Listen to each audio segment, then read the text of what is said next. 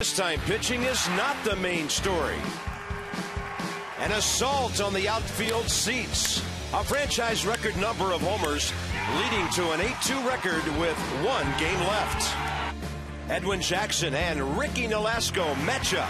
The Nats and Marlins wrap up the season series.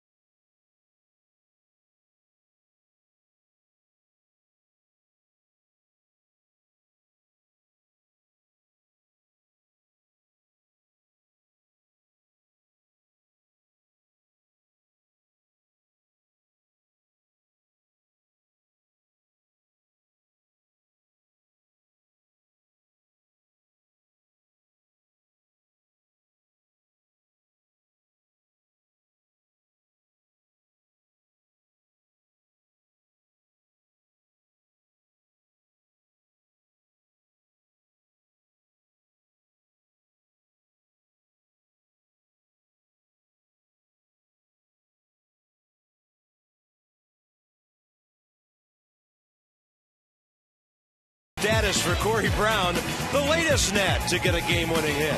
The guys are getting ready for the finale of the series. Chad Tracy gets a start. Kurt Suzuki back behind the plate.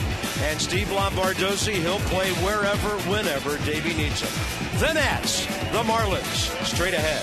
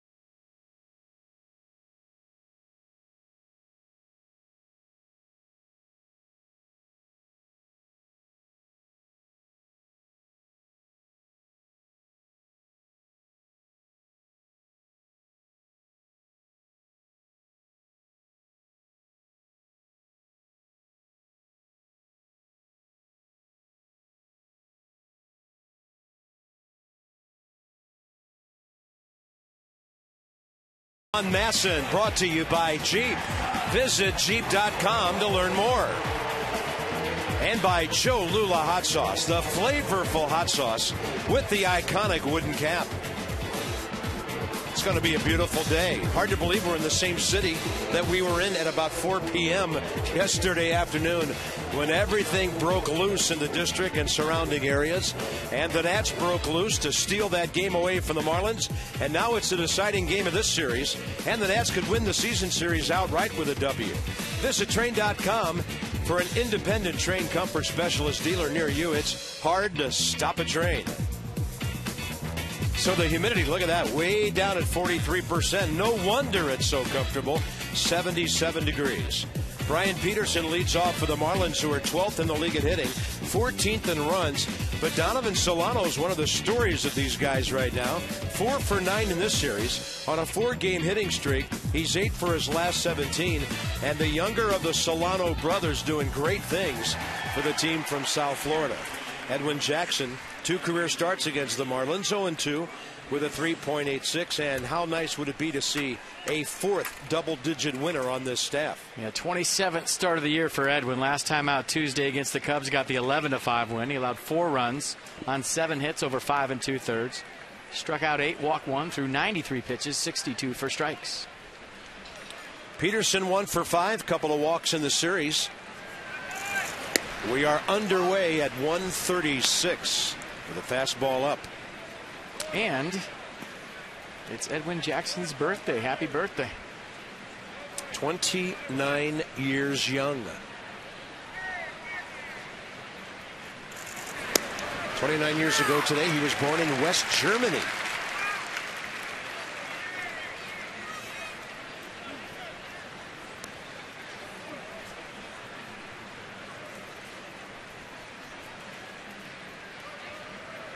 And his dad, Edwin Sr., a retired United States Army Sergeant, first class.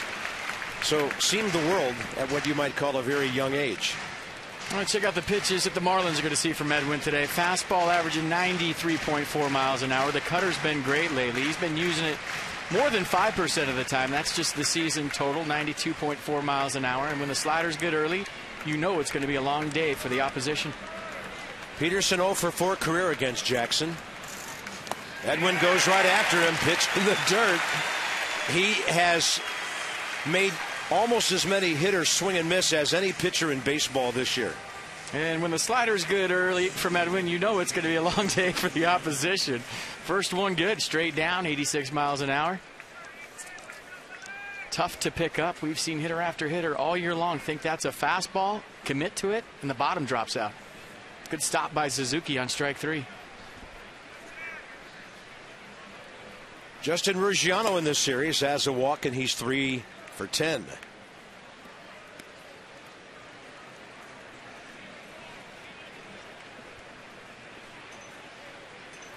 Guy with some pop, batting in that number 2 spot. By the way, the Braves are underway at New York.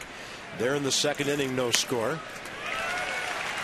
That's a hitter a little overmatched on that swing. Tommy Hanson for the Braves. Chris Young for the Mets. Atlanta's batting top of the 2nd. They have a couple of hits, but no runs, and now they just went out in the top of the 2nd. So the Nats looking for some help today. 2 balls and 1 strike. Unusual scenario yesterday of the crazy weather here delaying things. Then the Mets-Braves game that started later. Then they were interrupted, and they were probably in their clubhouse watching what was unfolding here when play resumed. Those are the kind of crazy things that happen in September. That ball slapped to left and hooking foul. And if you're wondering why the Nats are wearing their blue jerseys, it's Heroes Day at the ballpark. They're observing the heroes that serve our country. Any excuse to wear the best unis in baseball, I am all for.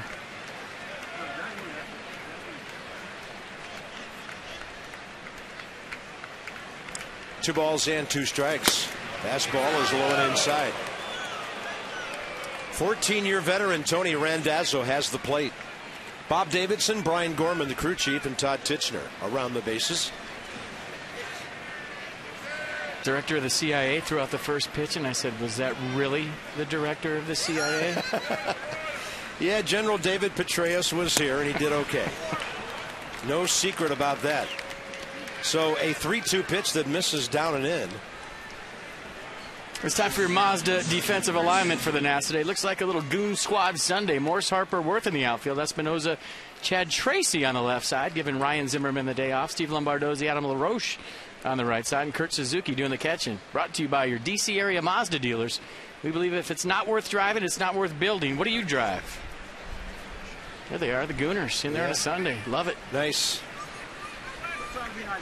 Here's Jose Reyes, 4 for 11 in the series with 3 RBIs.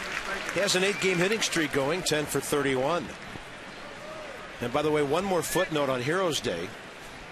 Different organizations getting together to honor our American heroes, recognize the resolve and compassion demonstrated after the tragedies of September 11th, 2001. This, of course, the Nationals' last home game before that anniversary, and we will be in New York, of course, on Tuesday, on September 11th. That'll be a somber day in the Big Apple, as it should be.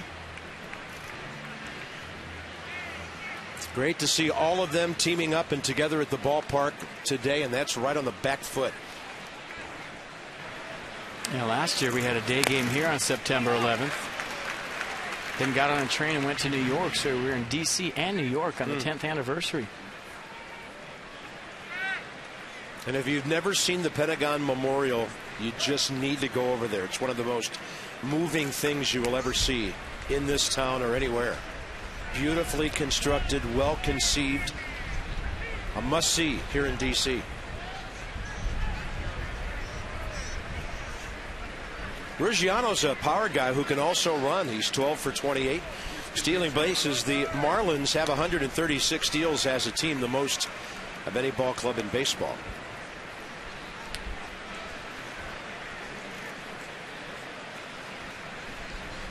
Ozzie Guillen's ball club, 62 and 78.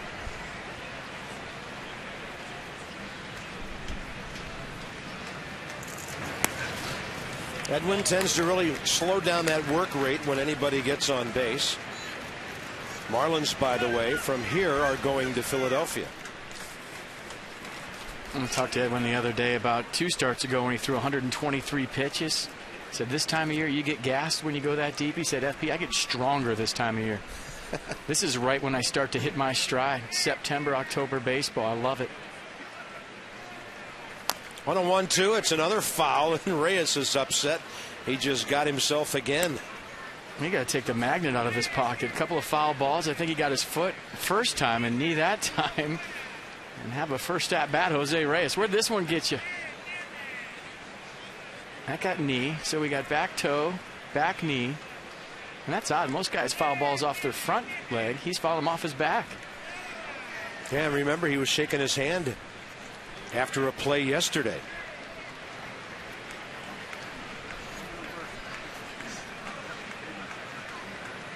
And a 1-2, tough guy to double up unless you get a 1-hopper. How about a 2-hopper? That's it for the top of the first inning, and Jose Reyes not able to run at all going down the first base line as the Nationals turn a painful 6-4-3.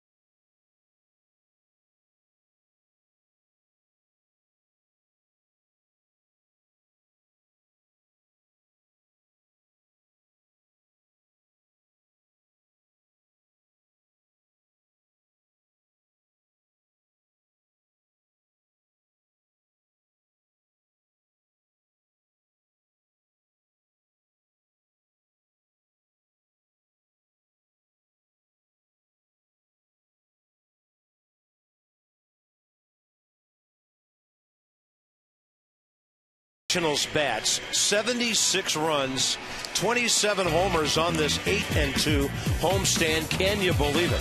Steve Lombardozzi gets a start today. Zimmerman's getting a rest. And also Ian Desmond not in the lineup today. So a makeshift lineup, but it's a good one. See your authorized Dodge dealer. Experience a world of performance, design, and fuel efficiency. Schedule a test drive or go to Dodge.com. Check out the powerful lineup. Ricky Nolasco, brilliant against the Nats at times this season.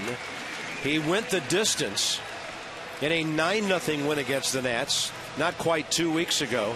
And he's gone 20 consecutive innings without issuing a walk, the best control sequence of his career. And coming off a 7-3 win over the Brewers on September 3rd at Marlins Park, gave up 3 runs on 9 hits over 7 innings, struck out 4, walked nobody through 97 pitches, 67 for strikes.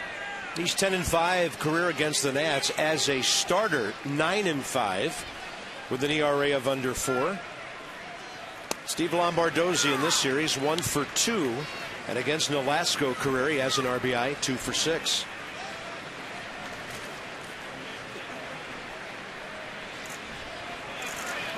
Jose Reyes got some medical attention during the break after the top of the first inning, and then he walked very slowly from behind the mound out to his shortstop position. He is hurting for certain right now.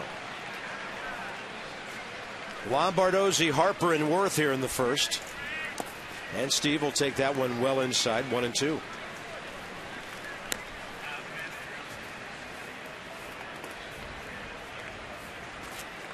Likes it here. One more hit, he's over 300 at Nationals Park. Pretty good idea of that off-speed pitch, 80 miles an hour, 2-2. So Harper in his customary 2 spot, and then a little turn of the tables today with Worth behind him, not in front of him. That's going to punch him out, running fastball inside corner. Let's check out the pitches the Nats are going to see from Ricky Nolasco today. A fastball go about 89 miles an hour. He'll cut it, sink it, slider, split curve to go with it. Command guy, throw any pitch in any count. That'll bring in Bryce Harper. In this series, a home run, 2 for 9. And 3 career hits against this right-hander, who's trying to establish that fastball under the hands of these lefties here.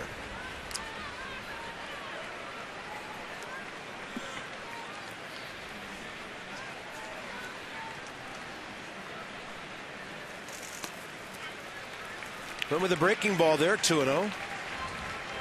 Nats start today 6.5 up on the Braves. They're trying to win their 5th in a row as they play the Mets, and they're now in the top of the 3rd scoreless.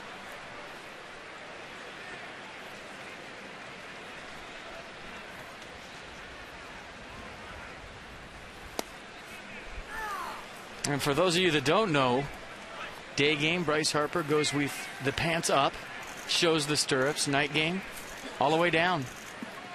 No stirrups showing. So old school for old time day games, huh? Nice. Sun's out, calf's out.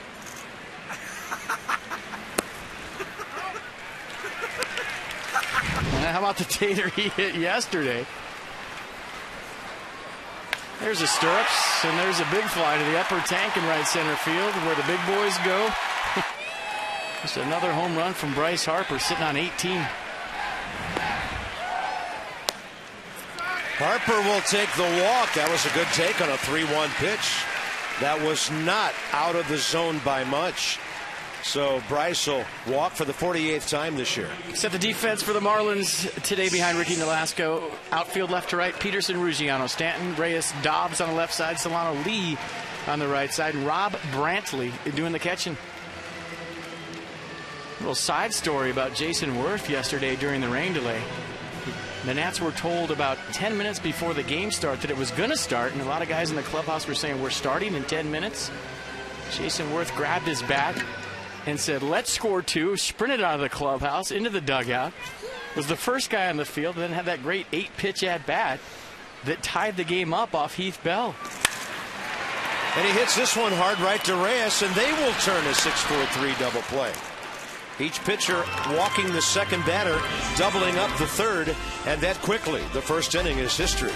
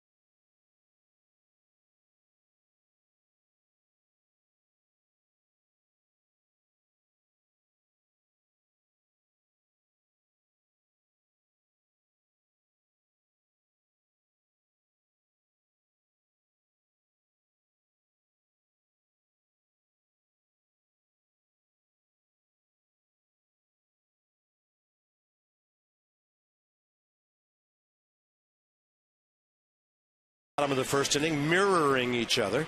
No score early. Edwin Jackson back to work in the second inning, presented by Luna.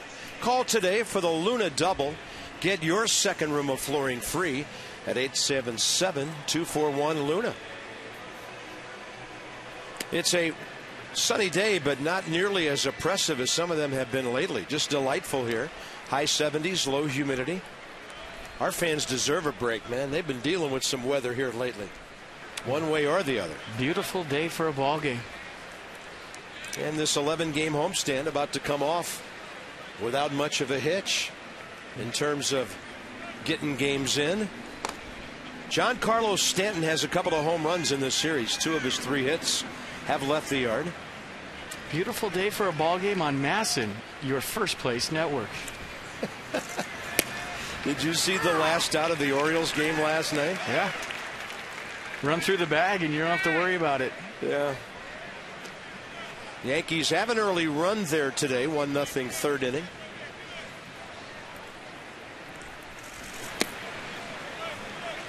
Of course, the Yankees over the years have never gotten those kind of calls. Never. 1 ball and 1 strike to Stanton, who's walked, driven in 3 runs in this series. He's 1 for 2 career against Edwin with an RBI, and a chopper third base way will take a couple of hops and then turn foul. Chad Tracy over there today. Danny Espinosa moving over to short, with Lombardoza getting some playing time. You know, a lot of managers don't put out a day game after a long game lineup as good as the one Davey Johnson has at his disposal. Yeah, I like the fact that Tracy's getting a start, Lombardozzi getting a start. Swing and a miss on that hard sinking fastball. Edwin Jackson, second K of the day. And 94 miles an hour. We've seen that with Giancarlo Stanton in this series. Leave something out over the plate, he's going to do some damage. There's no doubt about it. Likes to get extended. You throw that 2-seam fastball under his hands. You know, that's the hole in his swing. Doesn't have too many, but down and in with some hard stuff. Has trouble getting to it, as most big guys do. That'll bring in Carlos Lee. Edwin ahead of him. These guys have had some good matchups.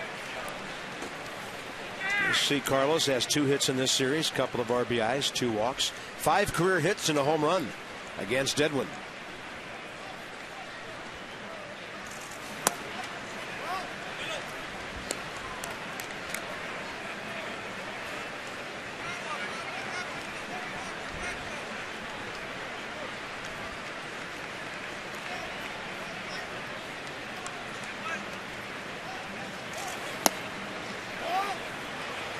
And it's 2-1 with that one low. Well, the Nats have done to the Marlins here what the Marlins did to the Nats in Miami. 6 out of 8 Washington's won here in the season series. And a win today could wrap it up at 10-8. That's a good hitter, having one hand fly off the bat trying to make contact. A slider good for Edwin early. 87 miles an hour. Bottom dropping out again. Straight down late.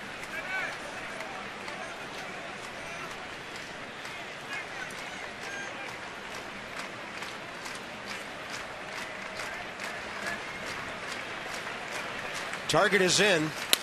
Slap to the third base side. Tracy gloving it cleanly, gunning it to LaRoche. 2 down. A nice play on an in-between hop. Check out Kia and the full lineup of high-quality, stylish, and dependable vehicles they bring your way. To learn more, visit Kia.com. 8-2. Look at that. 7.5 runs a game. The batting average, amazing. The home runs, prolific. The Nats now are number 2 in the league in home runs, 11 behind those wall bangers in Milwaukee. 27 home runs. That's amazing. It's a good homestand for a Little League team in Williamsport.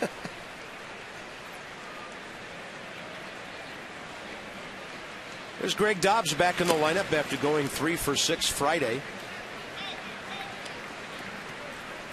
Talented left-handed hitter on a 3-game hitting streak, 5 for his last 11, but he's never had a hit against Edwin Jackson.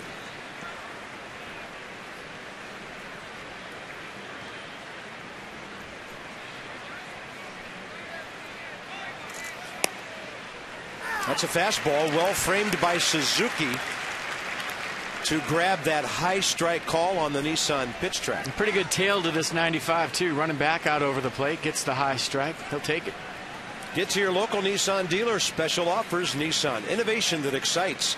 Visit ChooseNissan.com.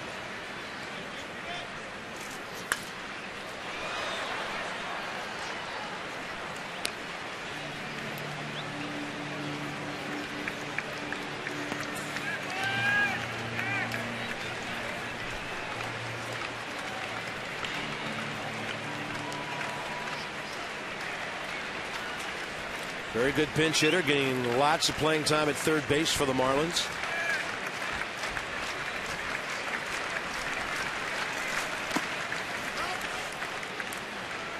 Everything Edwin's throwing, though, really around the plate. Mixing it up, in and out, up and down. Walked a man in the first inning. Got the double play. Now 2 more quick outs in the second. And I just think he's the key, the glue to this whole staff down the stretch and into October. This is a guy with all the experience and the only experience of all the starting rotation. And big games don't faze him. The bigger the game, the better for Edwin Jackson, who's been there, done it. And you know, he can impart his wisdom on some of the younger pitchers like a Jordan Zimmerman, a Gio Gonzalez, guys that haven't been there and done that. And like he said, as the season goes on, he gets stronger. I think he's going to be the most important piece of the puzzle coming down the stretch as far as the rotation goes, right there. On that Tampa Bay ball club that went to the World Series in 08, then the St. Louis club last year. Lots of postseason experience, and a 3-2 pitch to Greg Dobbs. Up the middle, Dobbs has another hit. He's now 4 for 7 in this series. Didn't start against the left-hander Detweiler yesterday. That'll bring in the suddenly dangerous Donovan Solano. And fastball 95. Maybe a 1-glove mistake. Wanted that down and away, left it out over the plate. Nice piece of hitting by Dobbs, getting inside of that ball. Inner half, inside out swing, base hit up the middle. Pretty.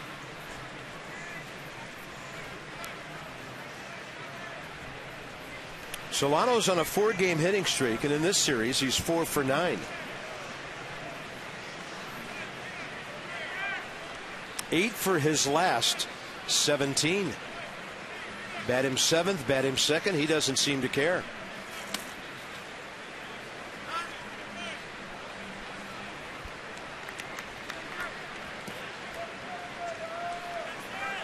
Well, there's advantages to both of those slots in a lineup. You bat 2nd. You get somebody fast on in front of you like a Peterson, a guy that can steal bases. You get a lot of fastballs. You can hit behind the runner. He's got a good swing the other way. When you're hitting seventh, well, you got 6 hitters in front of you to check out what a guy's featuring on a given day. To do your homework, maybe pick out a hitter that's similar to you in front of you and watch how he's pitched. By the time you get up there, you got a pretty good idea. Rips this ball. Espinosa unable to reach that, and the Marlins have 2 on 2 out on some well hit baseballs. He keeps playing like this, his brother's going to get released.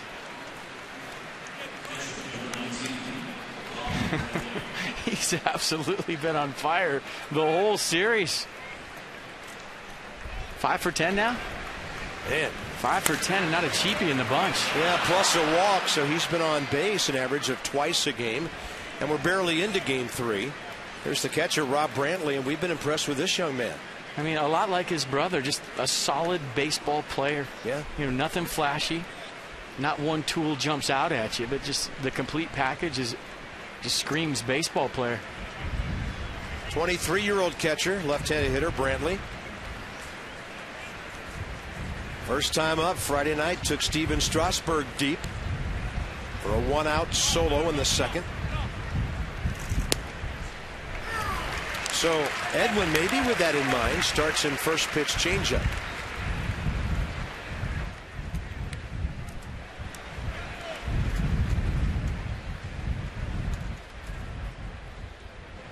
And the one thing about the change of weather, Carb, this isn't going to be a launching pad today. This park will play fair.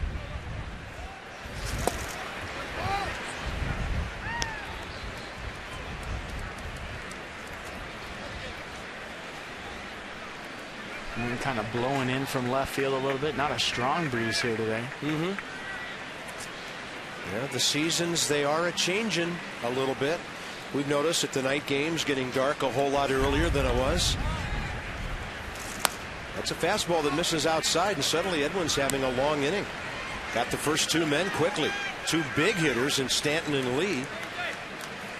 So he started this inning with 15 pitches. He's at 35. Steve McCatty's staff still #1 with that outstanding 3.29 staff ERA.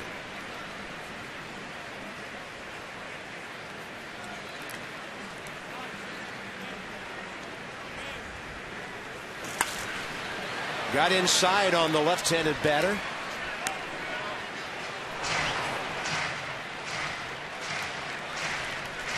Where is it? Yeah, we had some scrambles for foul balls in the 10th inning here yesterday. Yeah. And by the way, all those fans who stayed and are home watching today, we salute you for sticking around for 2 hours and 33 minutes. And then many of you had the seats of your life right down by the first base dugout. We hope you had a great time, and we had a great time watching you yesterday. I think those guys urged the Nats onto that win. 2-2 pitch coming. Up the middle. That is a base hit. And the Marlins are going to take the lead on 3 2-out hits up the middle. Rob Brantley with his 2nd RBI of this series and his 4th as a big leaguer. The Marlins have scored first in all 3 games of this series, I believe. And they do it again here today. You are correct. Slider up 86 miles an hour out over the plate. And maybe the fact that Ricky Nolasco can swing the bat a little bit influenced Edwin Jackson right there to try to get the 8-hole guy out with the base open, even though the base was 3rd. Nolasco 8 hits, 6 RBIs this year. This man has 23 career runs batted in.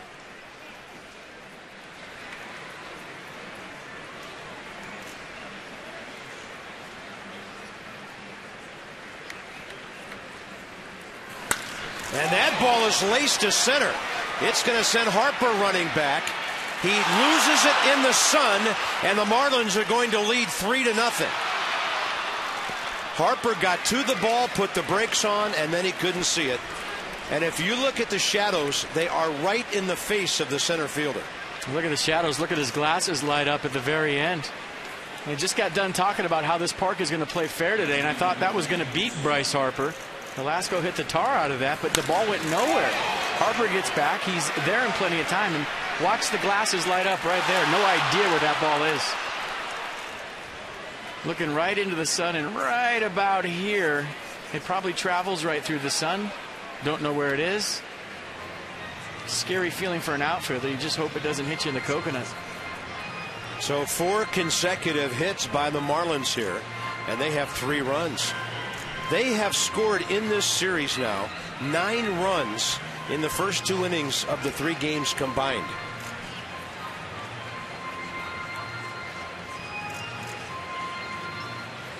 So top of the order suddenly with Brian Peterson after a visit from Steve McCatty. You know, and Bryce did what you're supposed to do there. He wasn't drifting with that ball. He sprinted back to the spot where he thought it was coming down, and he was right. He just couldn't see it. Well, he lost it late, which is the worst possible scenario for an outfielder. Been there, done that. Yeah, you're tracking it all the way. It goes in the sun at the very last second when you're supposed to catch it, and there's nothing you can do. If it goes in early, you can fight it. You know, see some purple, see some stars. Ball comes out, you catch it. But when it goes in late, you're defenseless. Watch his glasses as the ball goes by. So don't focus on the ball. I'll tell you when he loses it. He got a pretty good beat. Pretty good beat. Right about there. You see his glasses light up last second and went right in the sun.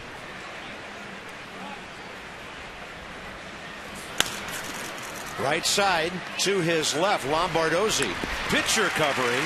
Well done by Edwin Jackson.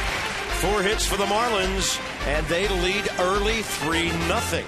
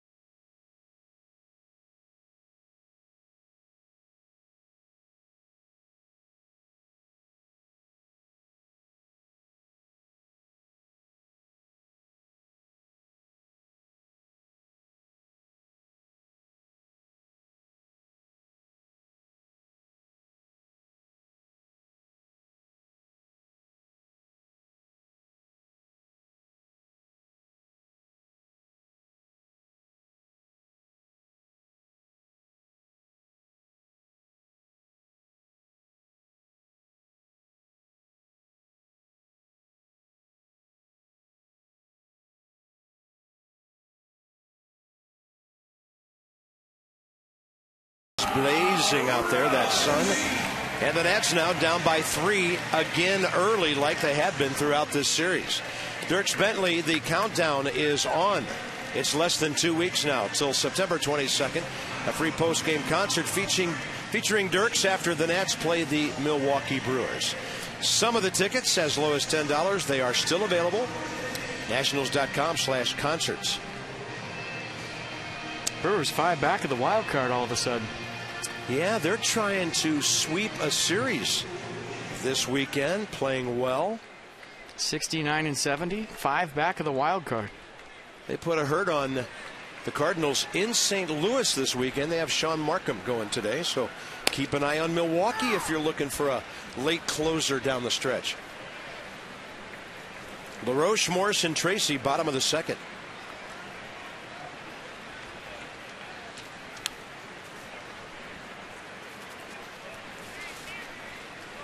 Adam in this series a walk, and he's 3 for 9. 14 RBIs his last 13 games.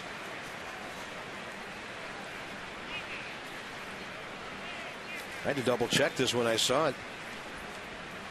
Just a ton of at-bats in his career against Ricky Nolasco. LaRoche is 14 for 47 against him.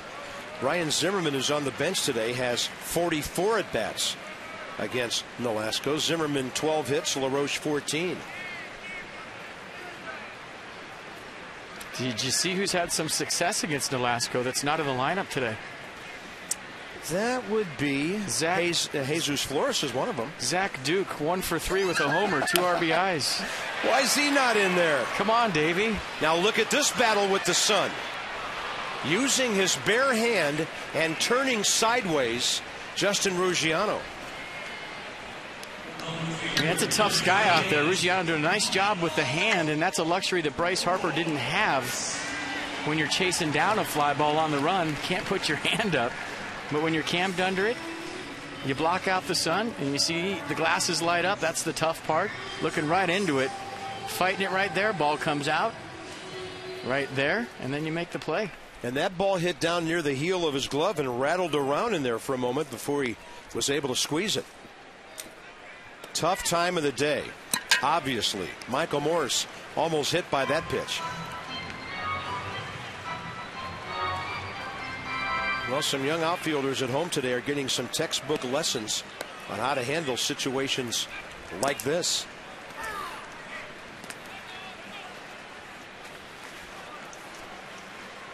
Michael, 4 for 15 career against Nolasco, couple of RBIs.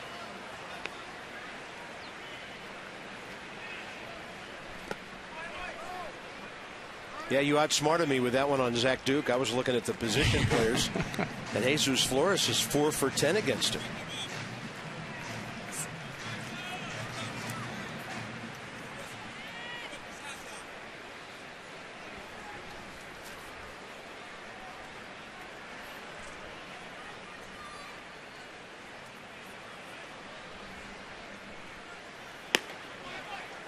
That's a good take by Michael on a fastball up, and it gets a 3-1 count for him. Nats have to start chipping away. They gave up 3 runs in the first 2 innings yesterday and on Friday. Friday night they did counter with the Zimmerman home run. Tracy in his place today. Morse gets jammed to Hopper. Tricky in between hop for Jose Reyes. And then the throw well off the bag. The tag by Lee. PNC Bank, for the achiever in you. Solutions that help you achieve your financial goals. Well, Yuri Perez, we did call him up. 333 in 40 games at Syracuse. So when he made the move to the highest level of the minor leagues, he was not overmatched. And there are his combined AA, AAA numbers at the bottom with 51 steals.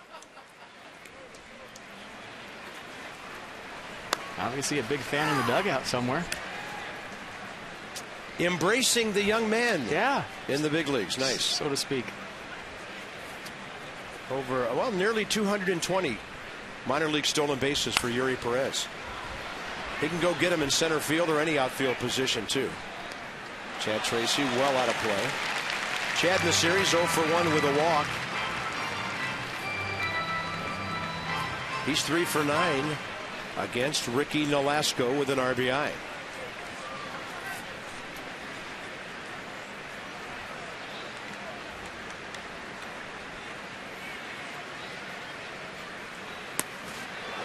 Oh, this is one of those deals where, as a player, you faced Nolasco on the 28th. He threw his only complete game of the year against you and shut you out on 5 hits. And you'll hear guys in the dugout say, hey, we got to make him pay for last time. And if I remember right, in that game in Florida, he got a lead early and was cruising. Yep, 2 runs in the first, 3 in the third.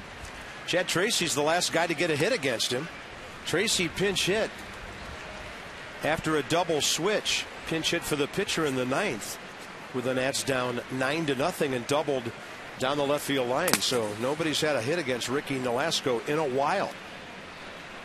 He only gave up 5 hits with no runs that night. Tracy hits this one pretty well to left center. Ruggiano is looking sideways, so the sun doesn't bother him on that one. So the Nats, 6 batters. Not all of them retired. There was a walk and a double play, but Nolasco in control.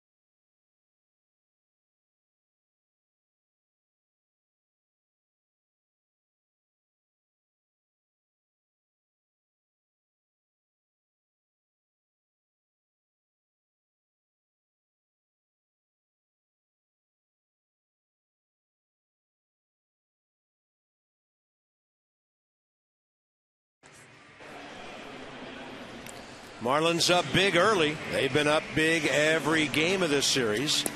And today's the rubber game. Justin Ruggiano, Jose Reyes, and Giancarlo Stanton, top of the third. Place a deposit for a full season ticket plan for next year.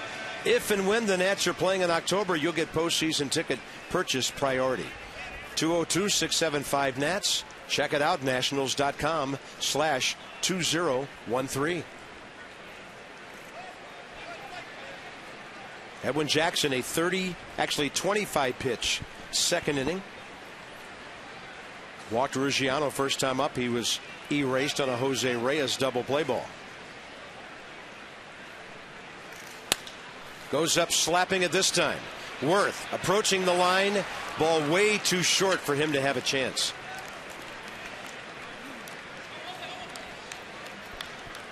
Marlins have out hit the Nationals now 5-0. With 5 straight hits.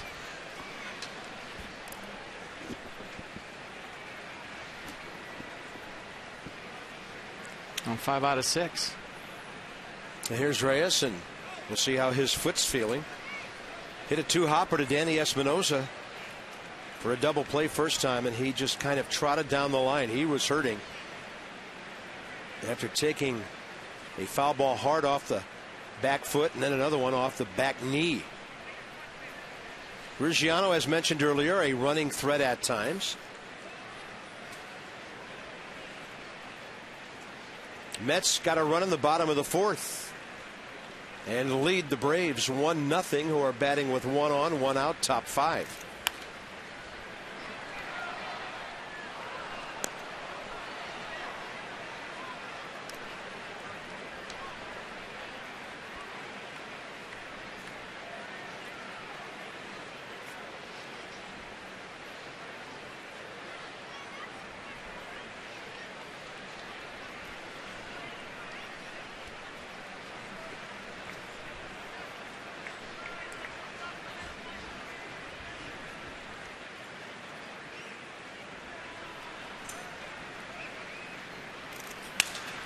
Sounded like a broken bat. Center field, Harper. Rice getting there in good fashion for the first out. Discover Kia's full lineup of high quality, stylish, and dependable vehicles. To learn more, visit kia.com. So the guys who hit home runs the most often per at bat, Giancarlo Stanton, number 2 in all of baseball behind Albert Pujols, who's now rallied, of course, and having his usual big season. Most of those guys in this league.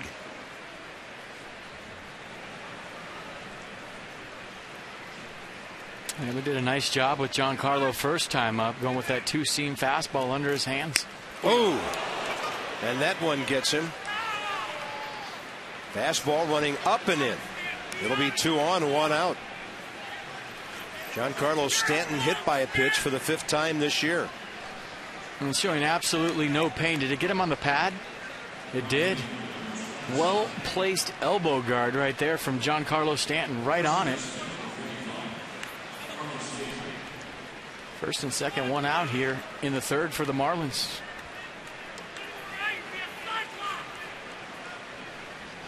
Going to bring in Carlos Lee. Bounced out to Tracy first time.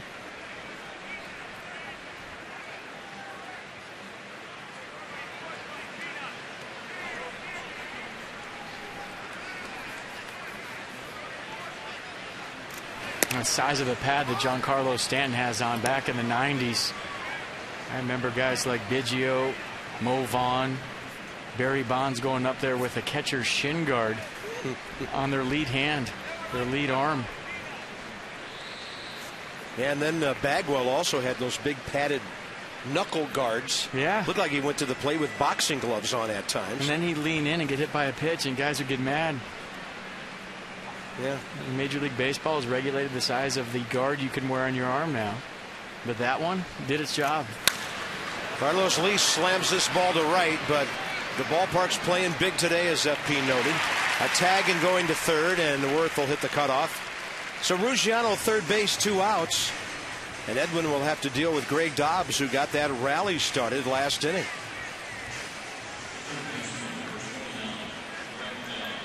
Yeah, that thunderstorm that rolled through here yesterday and cooled things off is going to make it hard for a comeback today via the home run for the Nats. Going to have to be a lot of hits put together. Get some base runners on there, find some gaps. Yeah, this feels like a spring day as we approach the early part of the autumn. And Greg Dobbs, he waged a pretty good battle with Jackson, fouled some pitches off, sliced that base hit up the middle just out of Espinosa's reach. And then 3 hits later, the Marlins had a big-time rally. It all happened with 2 outs.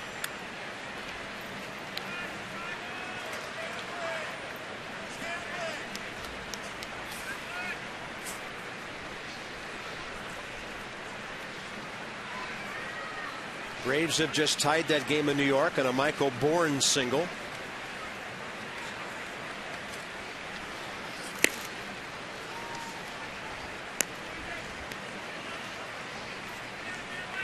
And Jason Hayward's batting with a runner at first.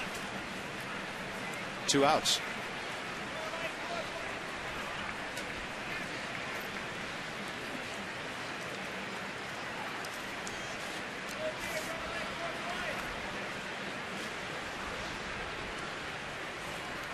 While the Nats go to Citi Field, the Braves will go to Milwaukee and deal with that lineup the Brewers are featuring these days. Ryan Braun having a big season. Aramis Ramirez has been a nice addition to them after they lost Prince Fielder. And the Brewers will be here in 2 weeks. So the Braves are going to Milwaukee? Well, they once left there and never went back. I'm just wondering what Chipper Jones is going to get, a 12-pack, maybe a case. Some Miller Lights at home plate.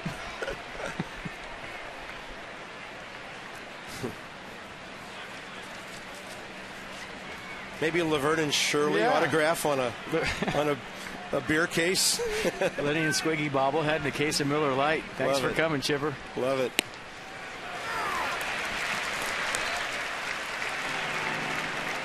Let's have a look at some of this.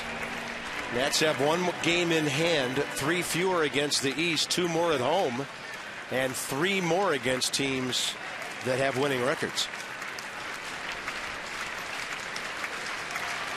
It's a nice time to have a 6.5 game lead, I'll tell you that. Yeah. If you had a half game lead or a 1 game lead, you might be a little nervous about a few of those.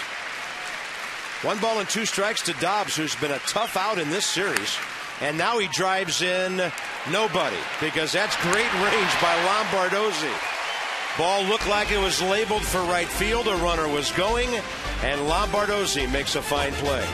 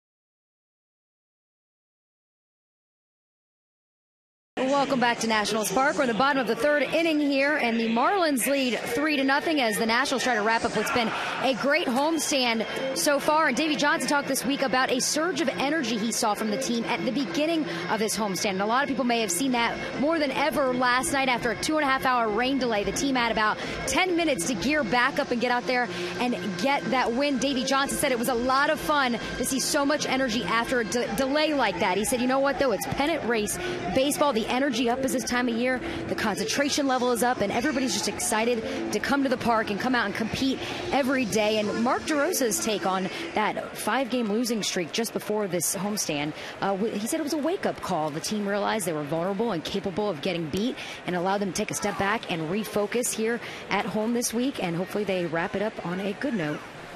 Well, it's going to be a great homestand no matter what happens. The Nats 8-2 right now. That's our sideline report, brought to you by AFCEA. Visit AFCEA.org, the association for IT pros. Nats looking for a base runner. Couple of hits. Espinosa, Suzuki, and Jackson here, bottom of the third.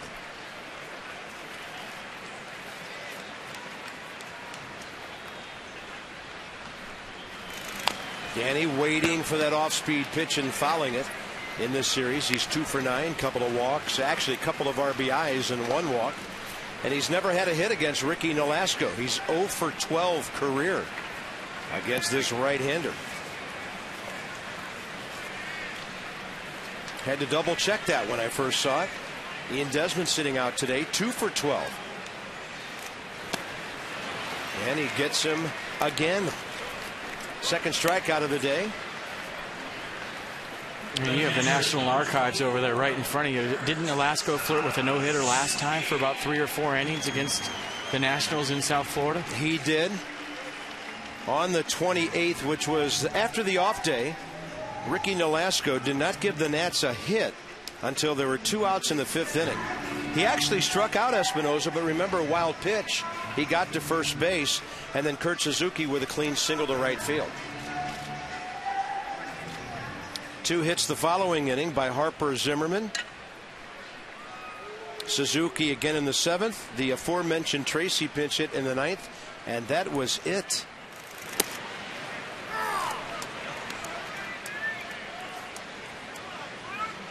But that was the last night the bats have been slumbering. They were coming out of that sweep at Philadelphia, very quiet offensive weekend. And since then, it has been lights out offensively for this ball club. Maybe with the exception of the Labor Day game, and they were able to beat a very good Jeff Samardzija and the Cubs 2-1 to get that series started off right. So here's Suzuki with those 2 hits. He had been 0 for 7 against Nolasco. Samardzija threw his first ever complete game last night. That's a big breaking ball, and the count's 1-2. Wouldn't you think, though, as a young pitcher, you pitched the first game of that series. It's a 2-1 ball game. You watch all the rockets flying around the ballpark for the next 3 days. That's got to give him confidence. And then he goes out and throws a shutout yesterday. Complete game. Yeah, he's still a baby as a starter. Cubs are on to something with that big man. Yeah.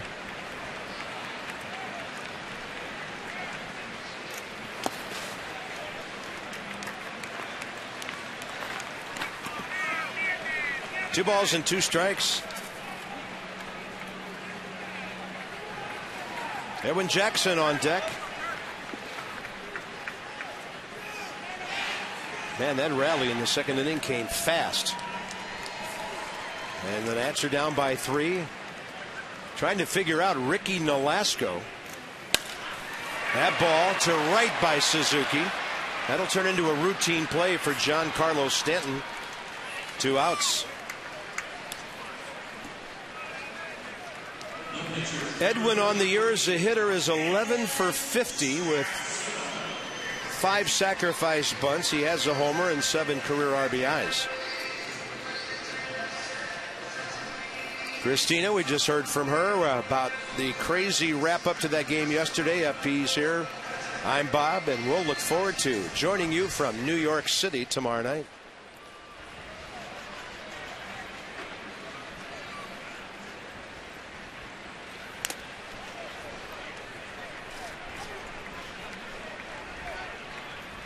It's going to be one of our most unusual road trips ever, because FP and I are going to join you with Christina 3 nights in a row from New York, Friday night from Atlanta, and then we're done for the weekend. Fox picks up the Nats and the Braves next Saturday. ESPN makes them the Sunday night game. So we'll be back here cheering them on with you next weekend.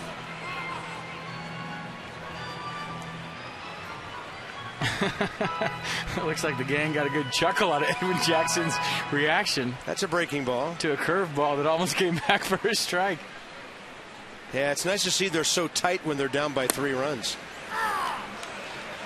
And the count now 1 ball, 2 strikes.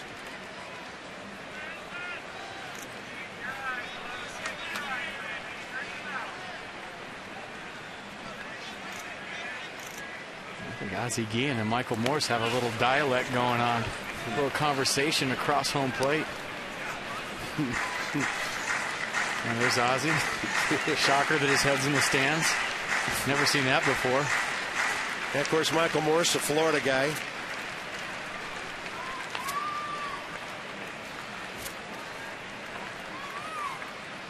I think they're pretty happy with the dugout where they're residing these days. Yeah. Swing and a miss on a pitch up.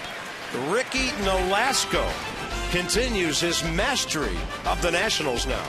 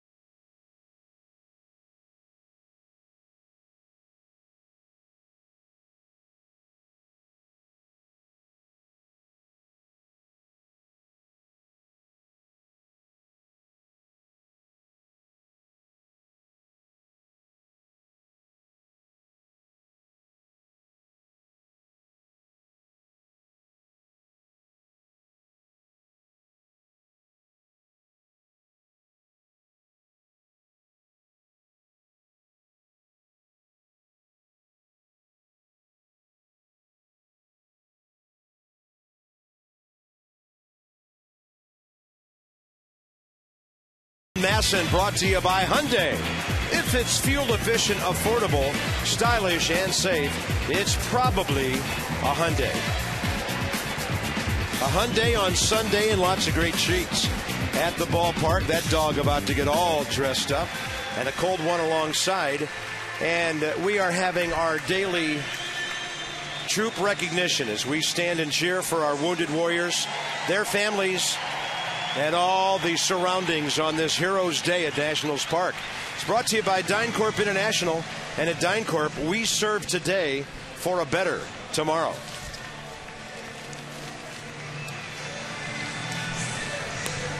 Middle innings coming up, top of the 4th.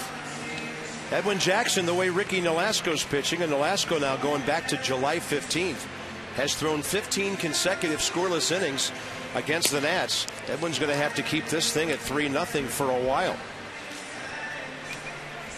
Hopefully 3 more outs, and then the bats start making some noise with the top of the order due up. Bottom 4.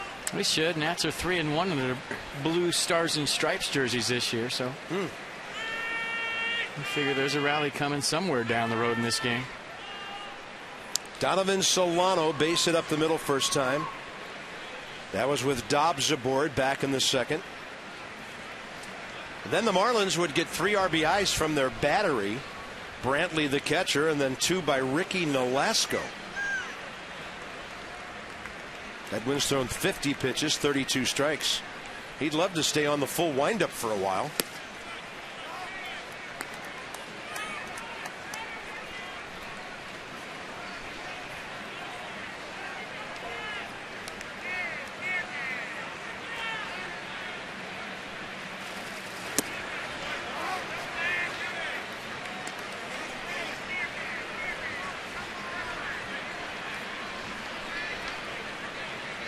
Solano in this series 5 for 10 with a walk, and he's got a count of 2-0 here.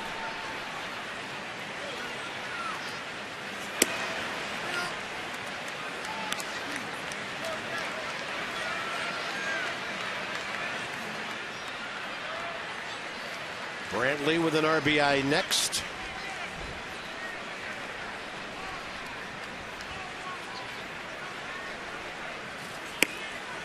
Walked him on 4. Donovan Solano starting to earn some real respect from the Nationals pitching staff. They're trying to figure out where to throw the ball so he can't get base hits. He's 9 for his last 18, and he's now been on base in this series 7 times.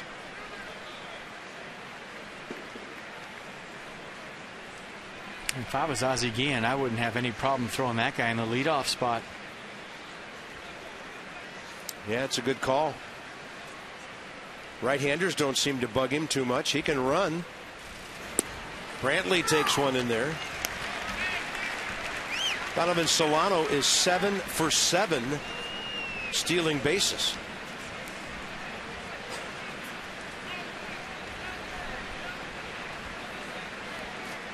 Number 8 hitter, pitcher next.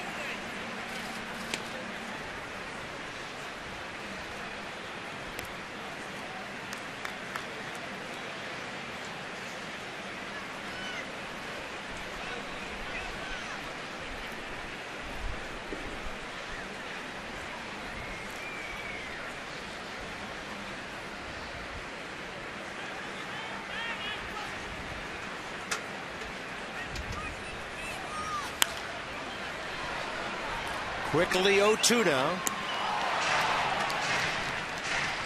Get that fastball command back. Keep the ball down in the zone. The slider's been good for the most part for Edwin today. He's left a couple up in the zone, but like I said last outing, the time before that, as a hitter, when his fastball's at the bottom of the strike zone, now I have to respect that. And in respecting that low fastball, I'm very susceptible to that slider that starts low and drops off the table as well. If the fastball's up and the slider's down, I can see the difference between them. But if they're both low strikes, you move them in, you move them out. Now it's a tough at bat.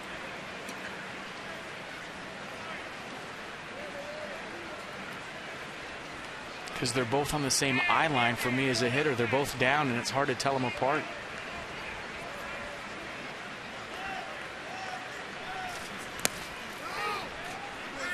Scramble to his right by Suzuki.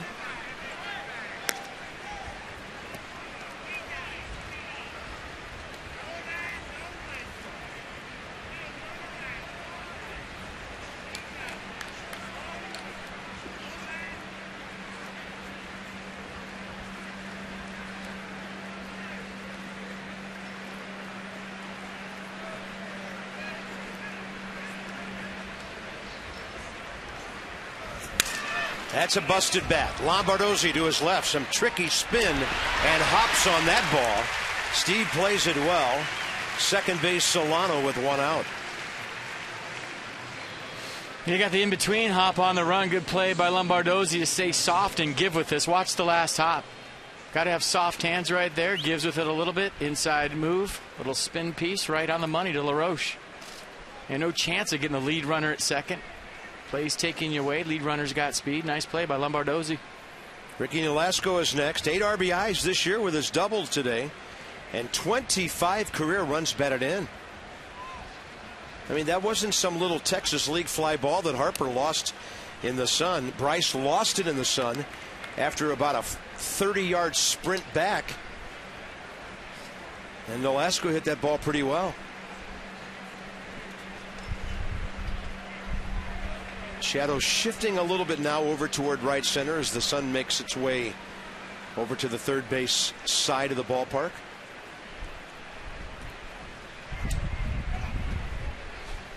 I, for one, would love to see what the sun's like in about the middle to the late part of October, because it'll be some conditions we've never seen here before. Ballparks play differently as the days go by. And then you might have odd starting times. Start a game at 4 or 5 o'clock local time. pitchers are like, man, when do I get out there? All kinds of crazy things can happen when playoff scenarios unfold. Getting a little preview of that here as we move into September.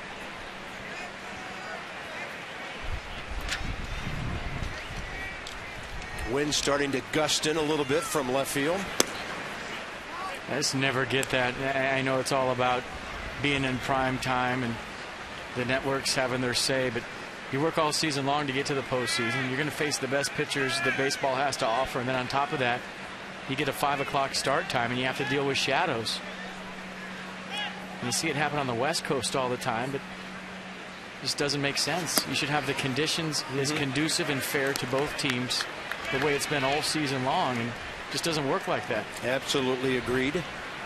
And then there are some certain teams, and that's a short list, that will always get the primetime games when conditions are more neutral. Let's see, who would those be? We may find out a little differently this fall. 3 balls, 1 strike.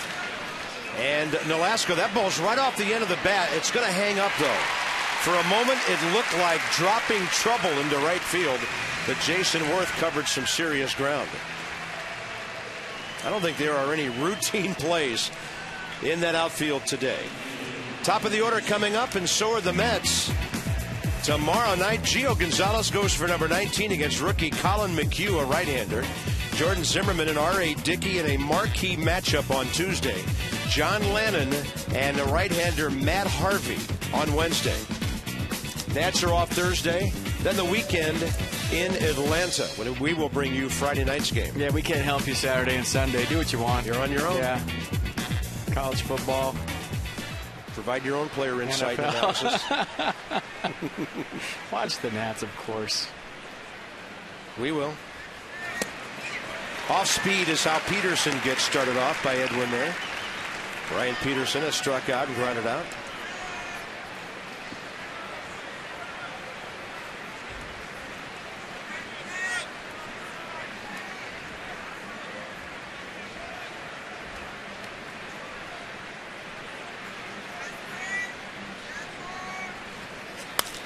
Up the middle. They've done it again. Here comes Solano around third. No chance for Harper. And the Marlins today have scored all 4 of their runs with 2 outs. A leadoff walk led to this one. That first time was 2-out Lightning with nobody on. Struck out Stanton, got Lee to ground out to third. And there was 4 base hits in a row for 3 runs. This time a leadoff walk to Solano. A couple of outs in between, and then a nice piece of hitting by Brian Peterson. Right back up the middle. 2-out RBI. Pitcher ducking, umpire ducking. Solano scoring. 4 runs on 6 hits. And here comes Ruggiano. He's been on base twice.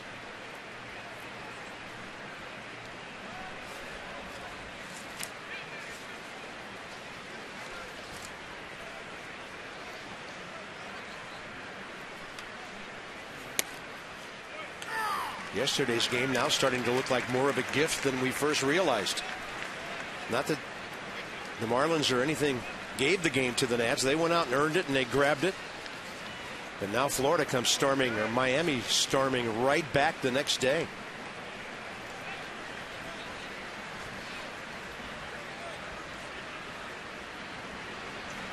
Runner goes.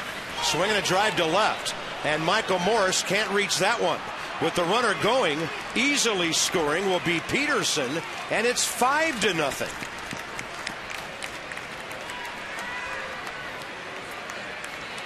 Another 2-out RBI.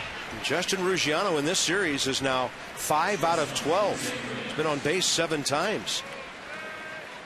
And 20th double of the year for Ruggiano. Got a fastball out over the plate, 95. And Peterson going on the pitch, he had a good jump. And not a location mistake by any means from Jackson. He hit a spot down and in. Just a good piece of hitting by Justin Ruggiano. And sometimes you got to tip your cap. And the batter before that, Peterson, went down and got one.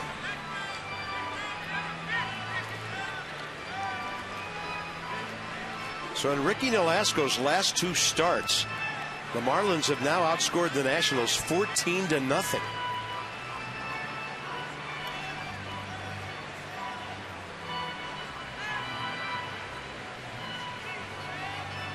Reyes is 0 for 2. Double play ball. Fly ball to center.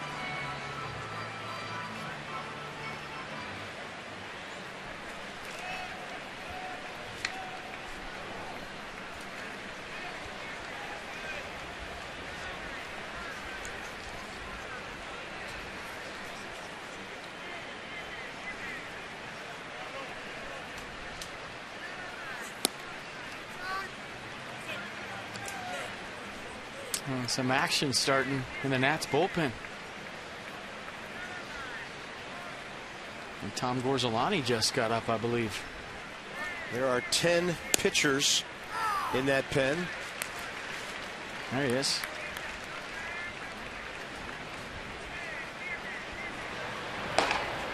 Little catch to start from the bottom of the mound. He'll inch his way up with every throw until he reaches the pitching rubber and ready to go full bore. I'll tell you, even the balls they're hitting at people are pretty well struck. Reyes is 0 for 3. 2 more for the Fish. Lombardozzi, Harper, and Worth trying to get some runs.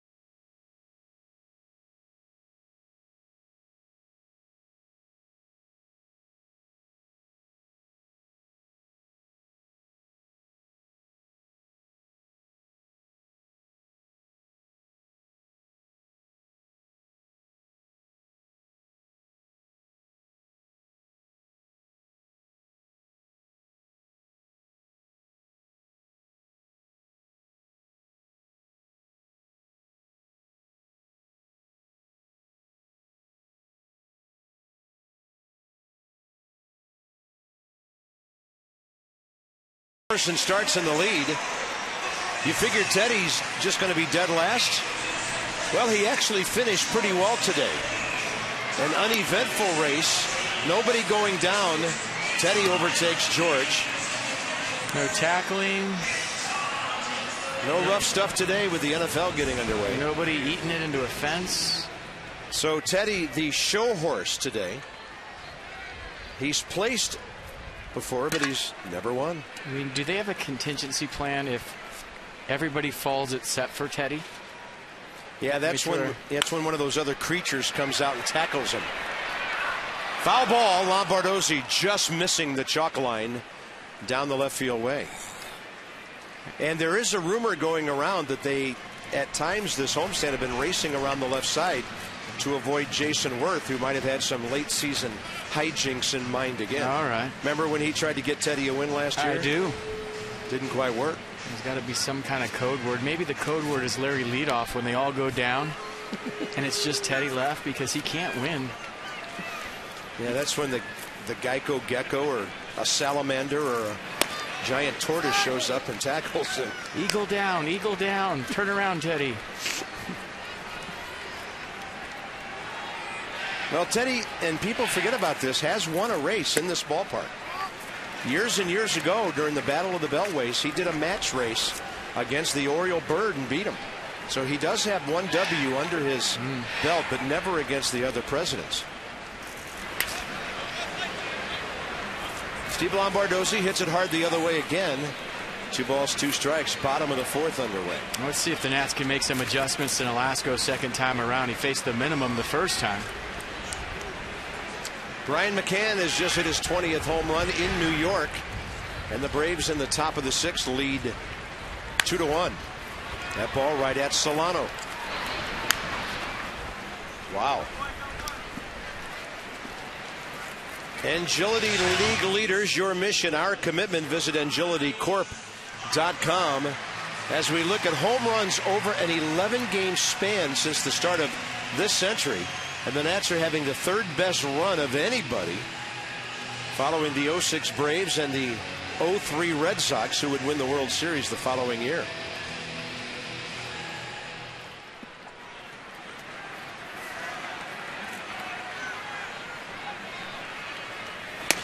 I mean, all the recipe was there, right?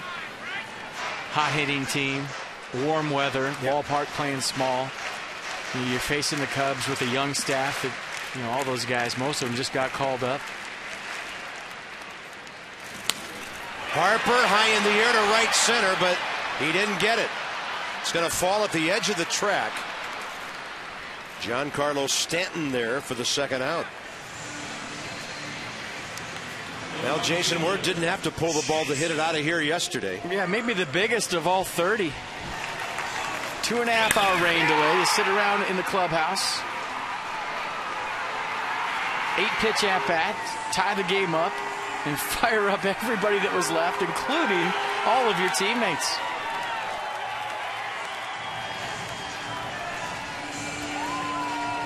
And Jason Worth talked about what he did during the rain delay.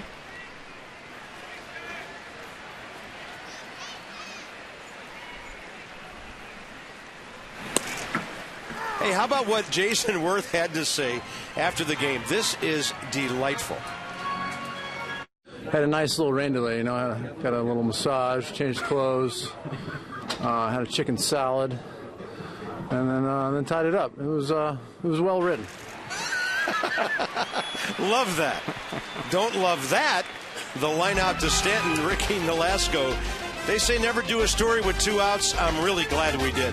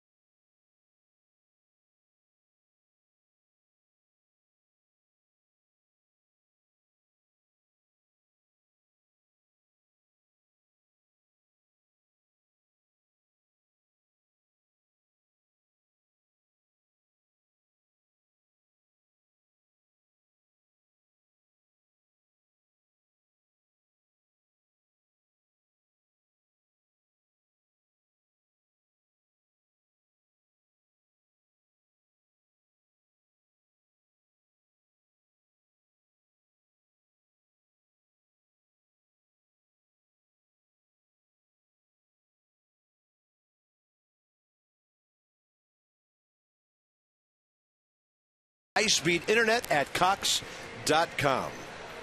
Edwin Jackson looking good early, retired the first 2 guys in the second inning before things got rough. Donovan Solano's had a good day. Ricky Nolasco having another outstanding day. He shut out the Nats now 13 innings in a row. Yeah, big play in this ball game. Go back to the second inning. And Bryce Harper, you can see where he changes gears right there. I think that's where he might have lost the ball in the sun. Had a good beat on it. And he starts to slow down a little bit. Glasses light up. He loses it. That led to a couple more add-on runs in that inning for the Marlins. So here we are, top of the 5th.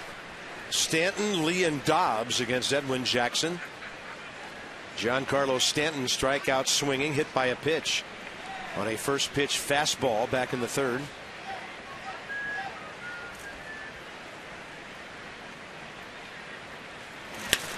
He goes up slamming, and that ball's into left field. He might have guessed that Edwin was going to try to go off speed first one. Looked like a center cut slider, and he knew what to do with it. First pitch slider right out over the plate, up in the zone. And just got on top of it, and that's a good thing for Edwin and the Nats. Top half of the ball, ground ball instead of a fly ball.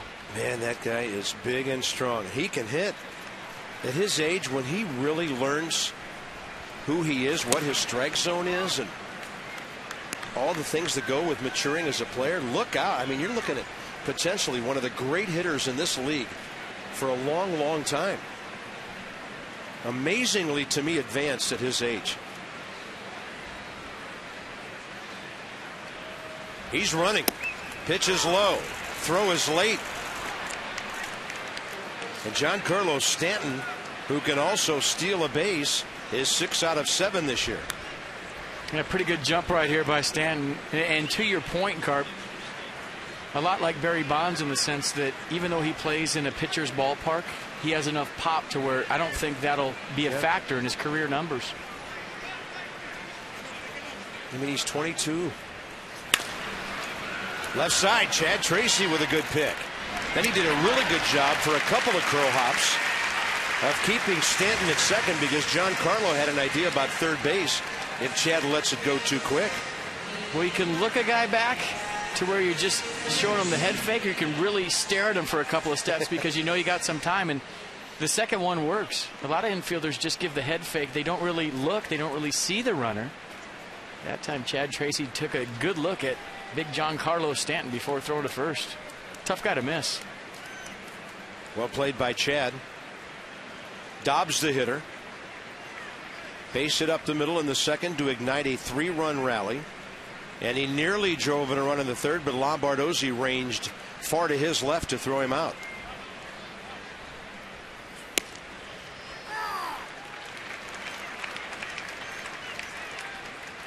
Oh, by the way, I got to tell you, the Mets tied that game. David Wright drove in a run with a double in the bottom of the 6th, so they're 2-2 on to the 7th inning at Citi Field.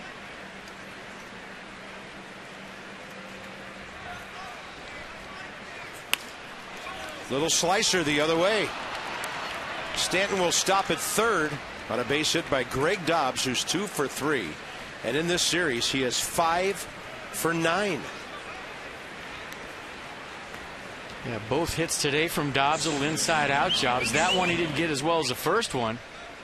It takes an inside fastball, goes the other way, strong enough to throw it over Espinoza at shortstop. Stanton had to hold to make sure it fell in. Runners on the corners with 1 out here in the 5th. And the Marlins have out-hit the Nationals 9-0 here. Donovan Solano, tough guy to double up. He'll have to scorch it right at somebody.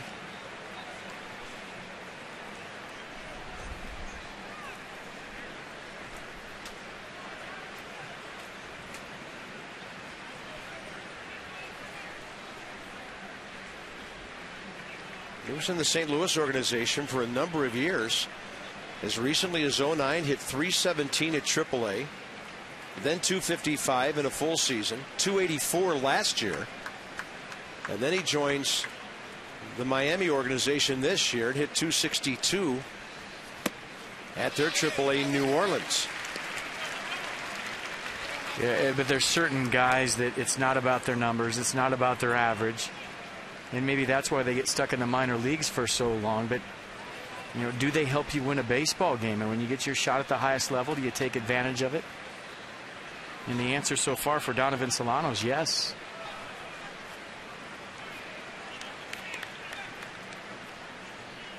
Now, if you're a big league GM, can you help me win a big league game? The answer is yes, you're on my team.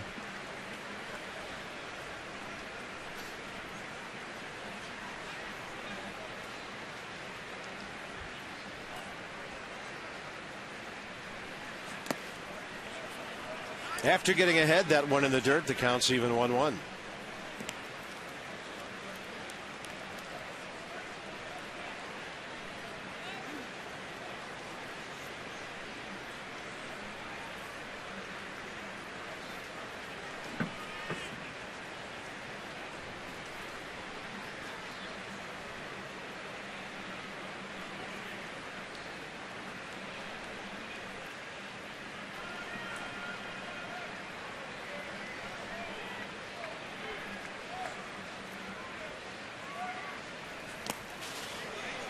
Looking for that ground ball, keeping it down. Heard Suzuki just flawless behind the plate lately. And this is where Ozzie Guillen's not afraid to go hit and run baseball, even though he's up by 5 runs. 2-1 count, guy that can handle the bat. And Dobbs on first base is 4 of 6 in stolen bases, so enough wheels to put him in motion. Stay out of the double play, get yourself an add-on run.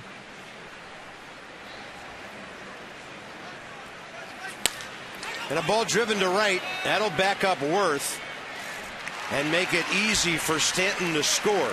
And it's 6-0 Miami. They're getting hits and doing some solid fundamental things today. So Solano with his 20th big league RBI. That's another good at-bat from Donovan Solano. Let the ball get deep, go the other way. Solid at-bat for an RBI, and that's going to do it for Edwin today. Davey Johnson on his way out to the mound.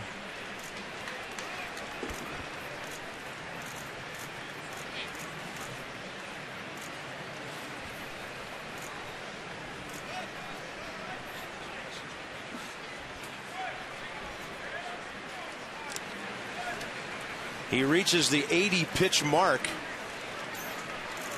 And Davey goes to the bullpen. 50 of those strikes. This call to the bullpen is packaged by the UPS store. We love logistics.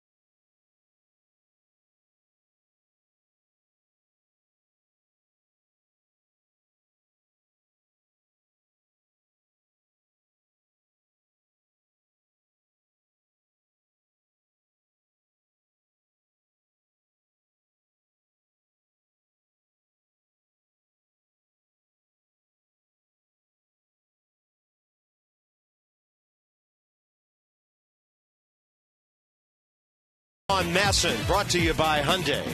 If it's fuel efficient, affordable, stylish, and safe, it's probably a Hyundai.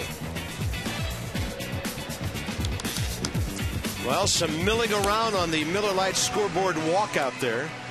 And hopefully the folks will have a reason to get back in their seats and cheer for some offense. Give Edwin a little bit of help. He's done after 80 pitches, 9 hits, 6 runs already, couple of walks, 2 strikeouts. Gorzelani takes on the left-handed catcher Rob Brantley in the bottom of the 5th.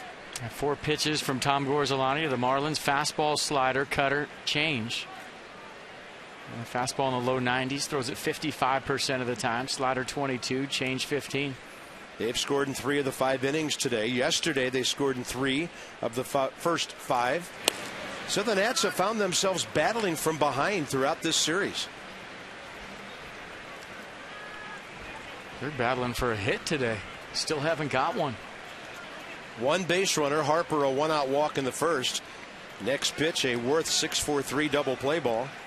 That is it. That's a 1-hopper. Lombardozzi played it well with the bat shattered in front of him. That'll do it for the Marlins, though, who get a base hit, a steal by Stanton, and a Dobbs hit, then a sac fly.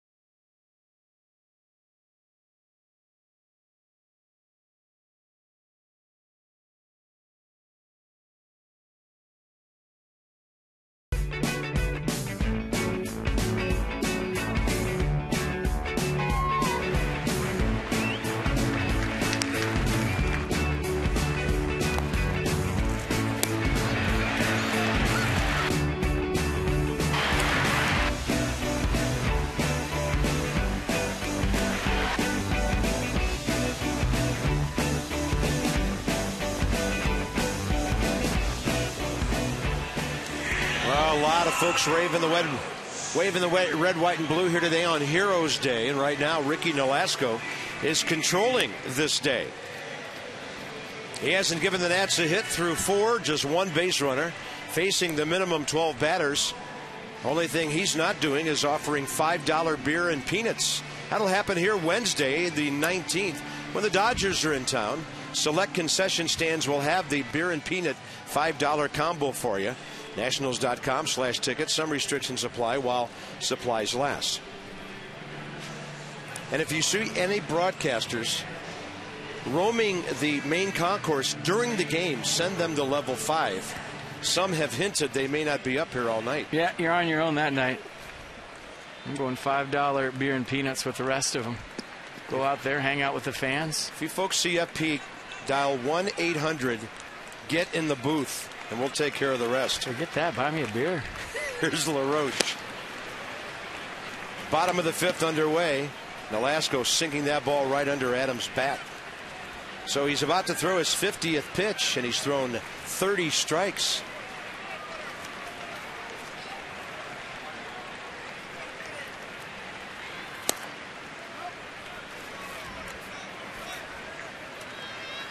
He went 5 1/3 against the Nats in this ballpark July 15th. They got him out of the game. Then he embarked on that shutout streak in Miami. That's a ground ball. A lot of spin on it. Solano plenty of time to gather himself and the ball for the out. So that's 11 consecutive hitters going back to Jason Worth, retired in the first inning.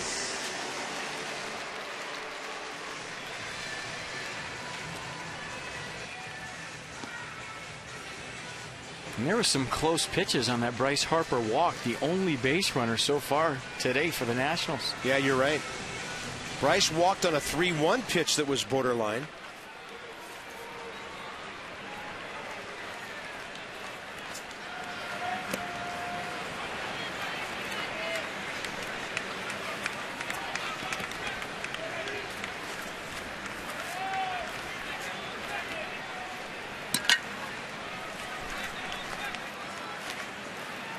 Braves did not score in the top of the 7th at New York. Looks like the Mets about to go out in the bottom of that inning. There's a clean base hit. Michael Morse aboard in the bottom of the 5th.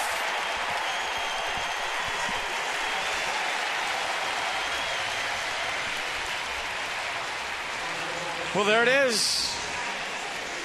Set a trap on the first pitch, looked fastball, got a curveball, swung through it, sat on the curveball second pitch, knew he was going to get it again. Clean single through the left side, and after 4 1/3, there goes the no-hitter. After 53 pitches, actually on the 53rd, and here's Tracy. Look out.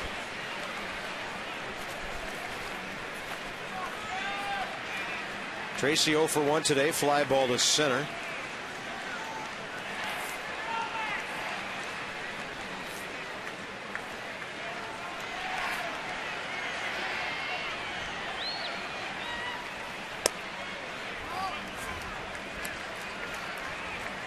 When Chad Tracy hit that ball first time up well to left center field, Ruggiano ran it down, and that's when I said to myself, you know what, ball's not carrying here today, because he hit that pretty good and it didn't get in the gap.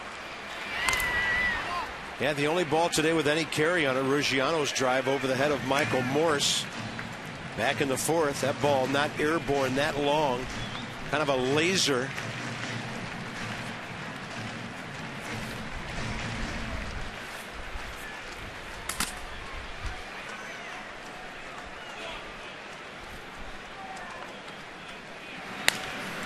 Little tapper right side. Carlos Lee plays it well with the backhand. And that is a 3-6-1 double play. So through 5 innings, Ricky Nolasco has still faced the minimum number of hitters. 15 right now. And the big man turned that one pretty well.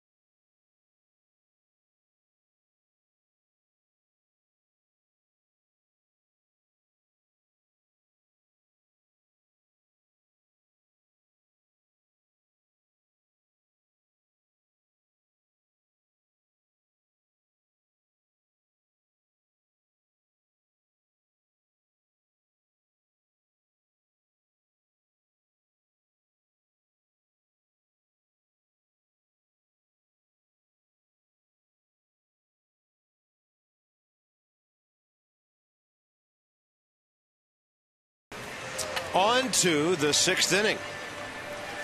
Ricky Nolasco will lead off. Tom Gorzelani still pitching for the Nats. At least one more inning. He's due to bat third in the bottom of the 6th. It's all Miami right now. Take the Nats with you. Everywhere you go with MLB.tv, there's new low pricing available. At this stage of the season, every remaining out-of-market game live online on your favorite connected device in HD quality. More details and order at nationals.com.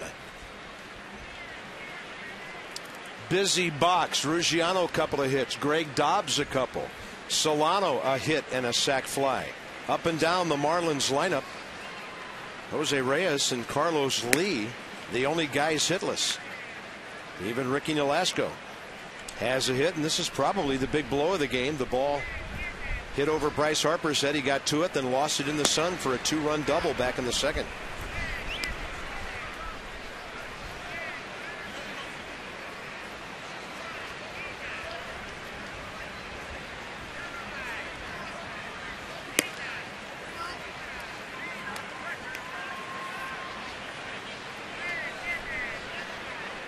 Redskins are taking all the offense from the Nationals today. They put up 30 already. And Ricky Nolasco just got walked by Tom Gorzelani. Third walk issued by Washington pitching today. Top of the order, Brian Peterson.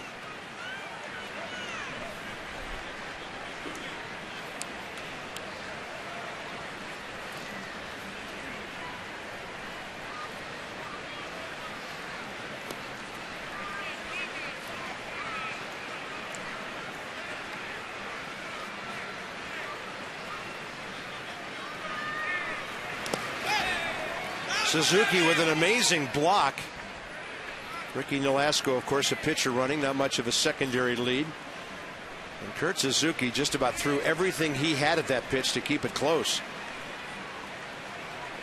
And the best part about this, like you said, Nolasco on first base, not looking to advance, but look at Suzuki just barely getting a glove on it, maybe a little left knee protector. Hustled over, bounced on it, and kept the double play in order. Fastball in there, 1 ball and 1 strike. Cholula bringing the heat and the flavor with this pitch track. Yeah, 92 right down the middle.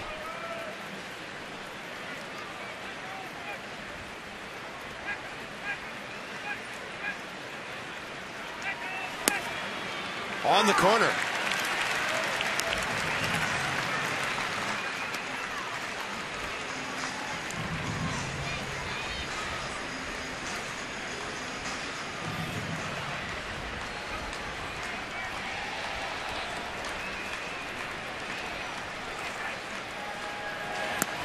Got him away. Good indication of what you can do when you get ahead. Tom Gorzelani, good execution right there. A couple of fastballs to the slider with 2 strikes. Starts it down the middle, breaks it off away. Peterson runs out of bat. I think good point. Get ahead, make him aware of that fastball at 93. Drop the slider on him. Good sequence. $37 times 3 today from our Washington area Toyota dealers to the Children's Inn at the National Institutes of Health. For every strikeout this year, $37.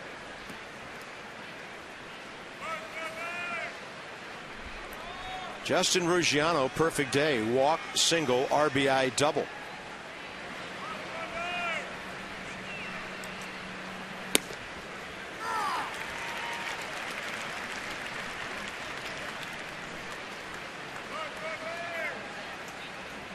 Braves did not score in the top of the 8th at New York.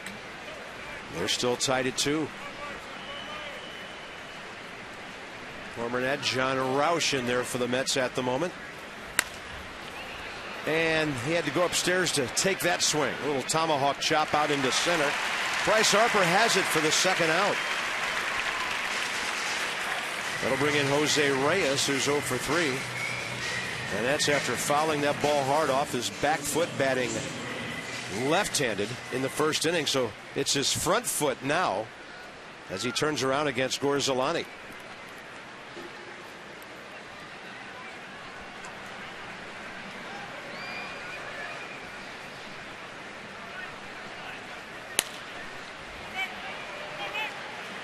Jason Worth right there. Tom Gorzelani gets the Nats right back in the dugout where they need to be. Bottom 3 coming up.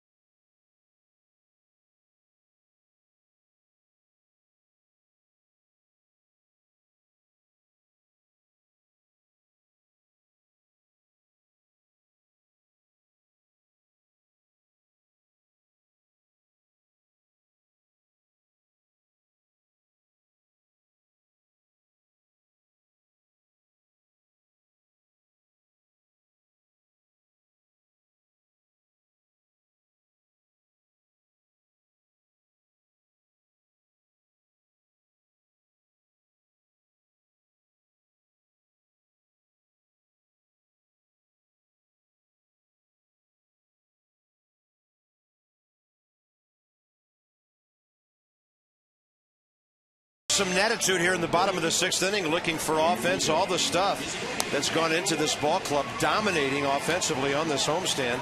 And I guess you can not only get your attitude now, you can wear it. Yeah, I'm digging these shirts. You get them in the team store right now. And I think they just came out, so everyone's asking me all season long, is there any attitude gear that I can get at the ballpark? Yeah, it's just come out. And how sick is that shirt? I'm in. I'm wearing it. I love it. And the price is not bad. Well, $3.99 for us, which is my favorite price. But you're probably going to have to pay a couple bucks for it. But, you know, maybe you throw some attitude in there, get some offense going right now. Long way to go. Got to solve Nolasco. And as we've seen in this series, get into that bullpen and see what happens.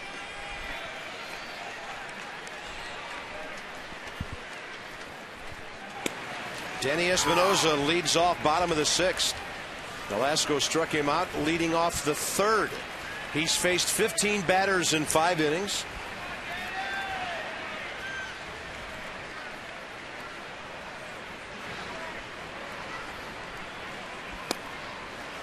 Danny Espinoza is 0 for 13 career against him.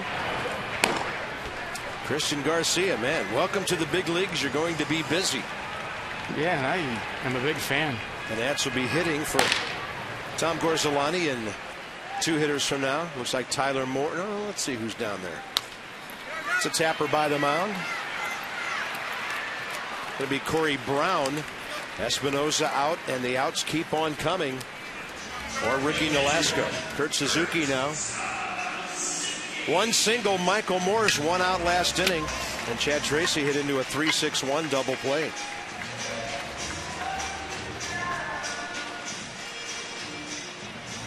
The only other base runner, Harper walking, back in the 1st.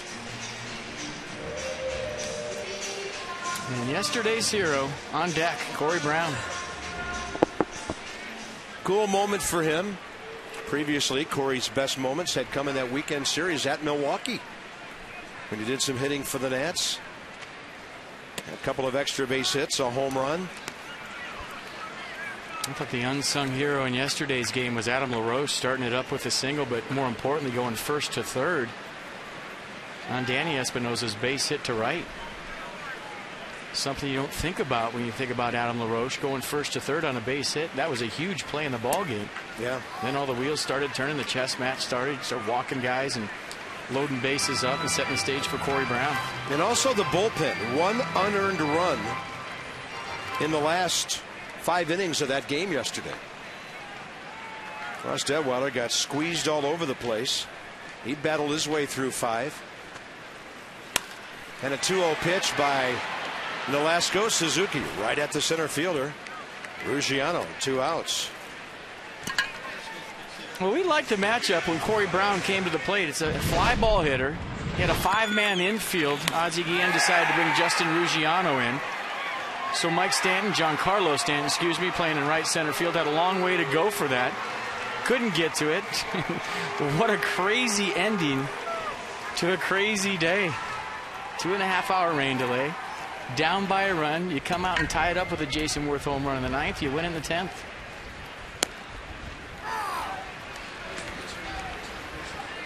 So Corey Brown at the major league level, 4 for 18, a homer, 3 RBIs in 12 games.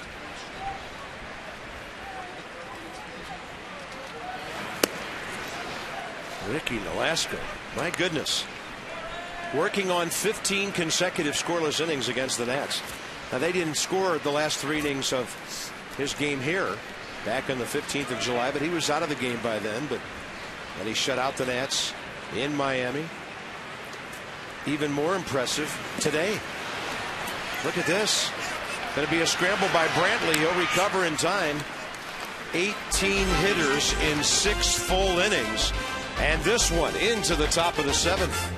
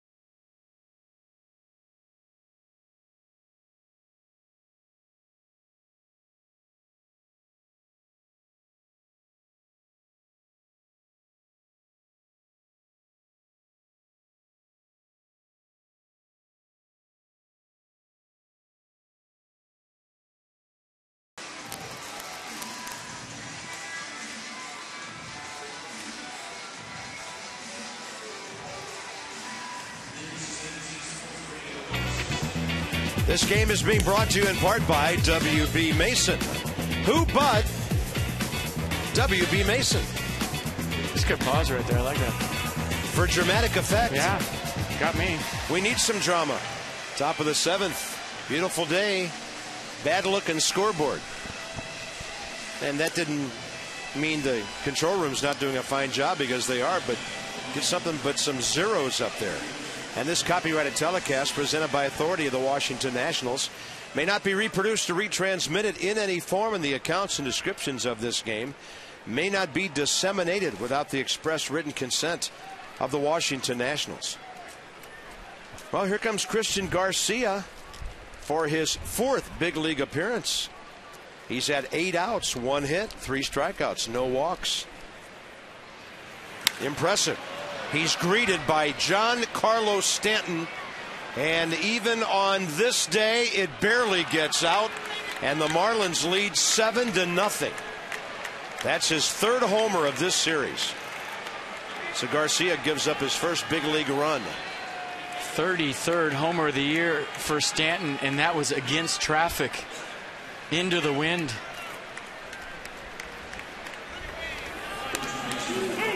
A 95-mile-an-hour fastball in the inner half. And that's the pitch that Stanton's had a tough time getting to in this series. Not that time. Short, compact swing, down and in, drop the head. And with the wind blowing in from left and the ballpark playing big today, not a problem for that guy. Wow. Only Ryan Braun with 38 has more. Major league leader is Josh Hamilton with 40. And Carlos Leo popped this one up to the right side. Lombardozzi out. Worth the call. 1 out.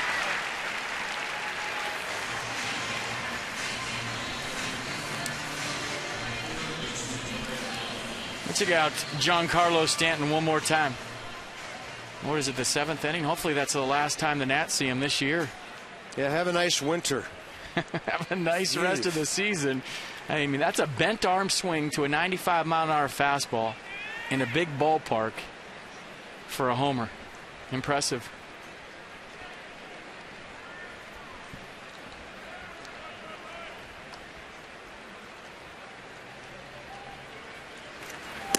Mets are threatening bottom of the 8th. They have runners at first and third, 2 outs. And David Wright batting against Eric O'Flaherty in a 2-2 game. Not many days do the Nats throw up the SOS distress call for a little help from somebody, but this might be one of those few times lately.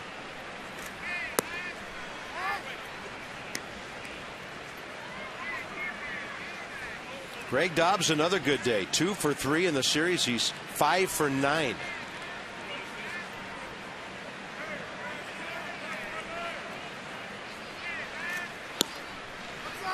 Fastball away, 2-1.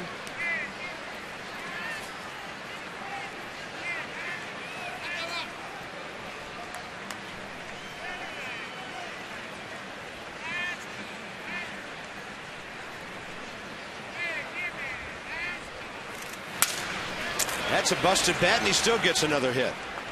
Greg Dobbs has 2 3-hit games in this series, and he didn't play yesterday. I mean, he's a 300 hitter. It's not like he's hitting 150. Man, the guy can hit.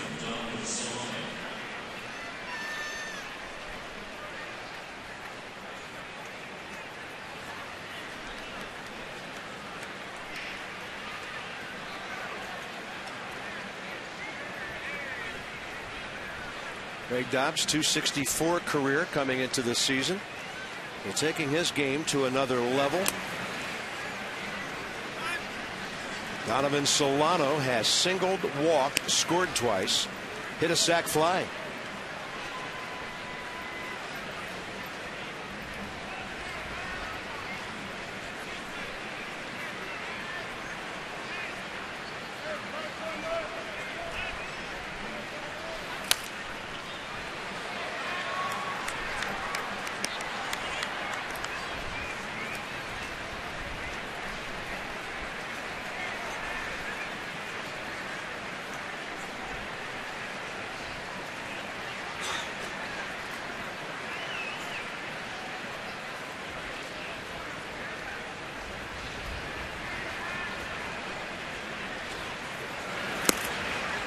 A pretty good curveball right there from Garcia.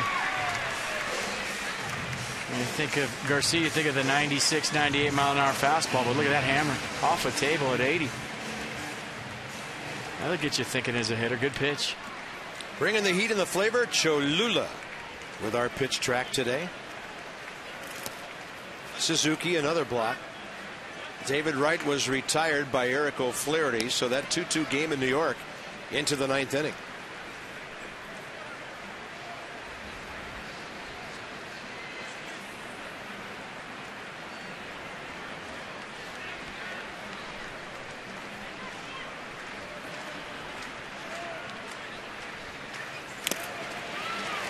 Suzuki holds on to that foul tip, and the Nats finally get Donovan Solano out. Yeah, Garcia's stuff absolutely plays at this level. You talk about the fastball, curveball, changeup combination. 86 miles an hour on the change, and watch the late movement, watch the dip.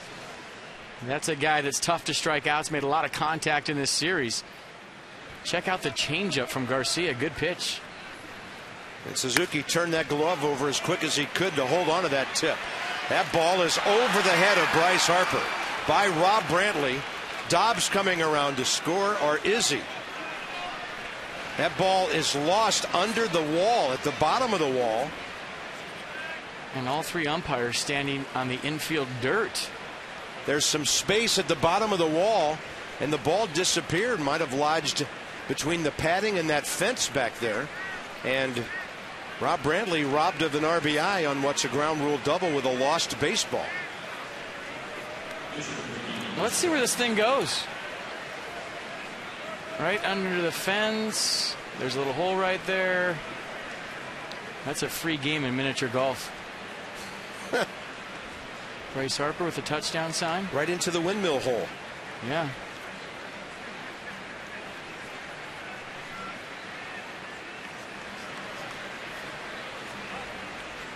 Ricky Nolasco, the hitter. And he was stepping in the bucket and trying to tee off on one. So in this inning, the Marlins have had a homer, single, and double. Nolasco has been on twice, a 2-run double, the big blow of the game back in the second. Opened up a 3-run lead for them.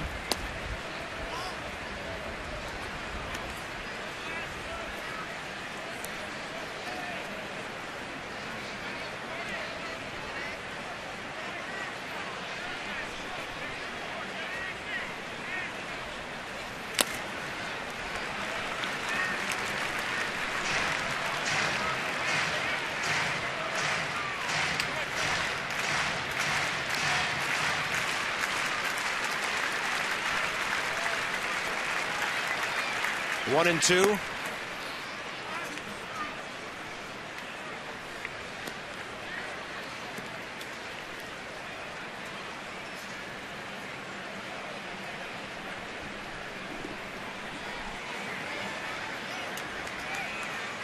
Two balls and two strikes.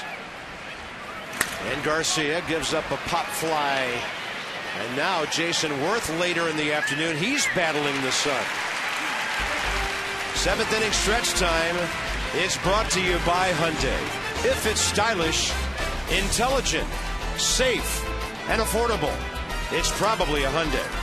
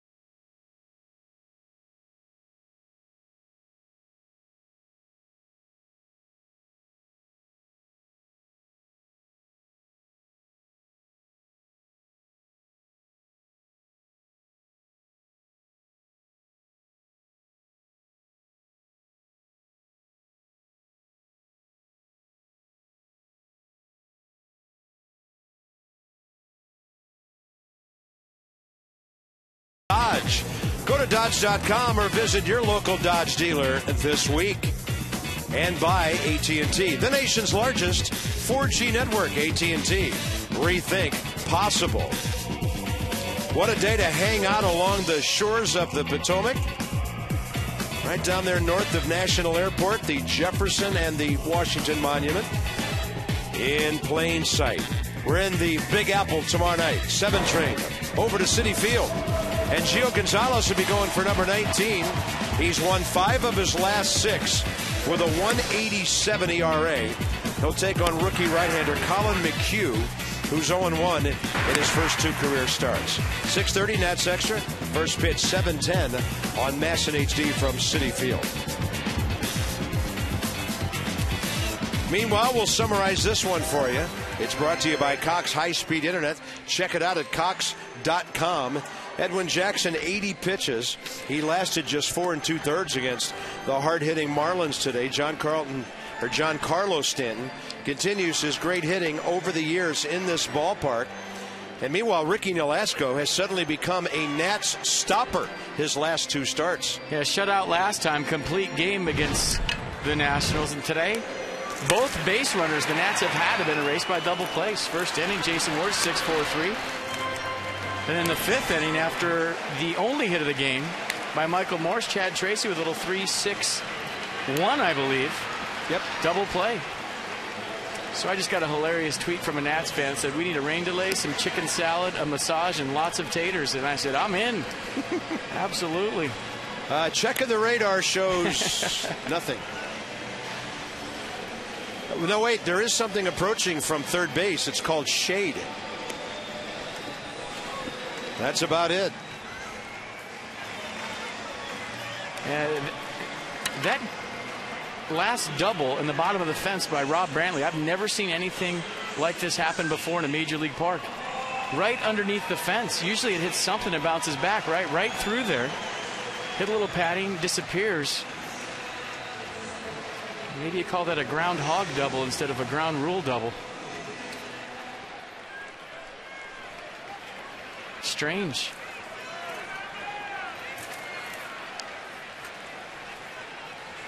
Bottom of the 7th, pitch number 67. So Ricky Nolasco's averaging 11 pitches per inning. He's thrown 9 in each of the last 3 frames. Michael Gonzalez warming for the Nats. Christian Garcia, a bit of a long 7th inning there.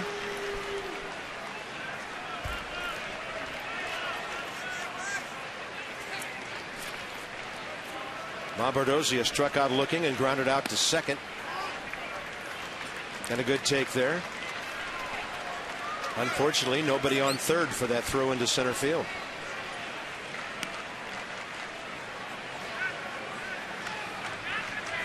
Sometimes guys just have your number. You can't explain it. You don't know why. Nolasco's got good stuff. There's no doubt about it. He's been mixing it up nice today. Pounding the strike zone, very aggressive. He does not look like an 11 and 12 pitcher. Man, that's my point. Some guys just have your number as a ball club for whatever reason, and he does. And the Nats beat him as recently as the middle of July, but something changed his last 2 times out. Harper and Worth. You know, that something might be Rob Brantley. Caught him both times. The young catcher that the Marlins got from the Detroit Tigers. That's a thought. Definitely in sync together. He rode the shutout in South Florida, and he's riding one here today.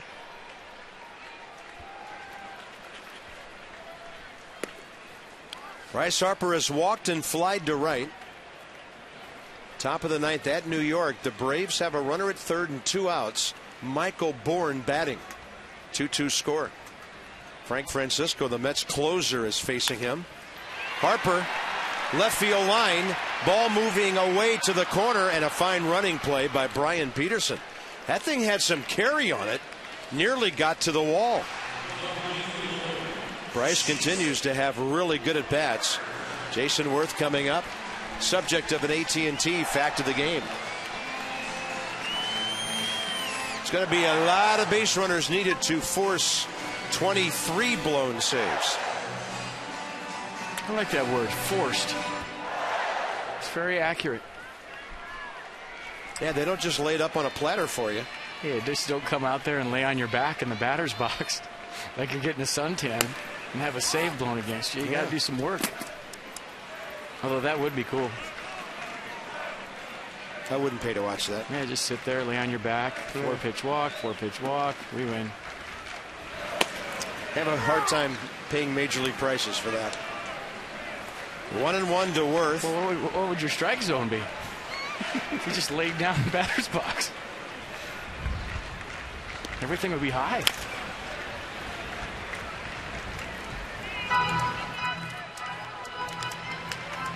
Not sure where to take that one. To be honest with you, I'm thinking of the possibilities and I'm going nowhere. Is it legal?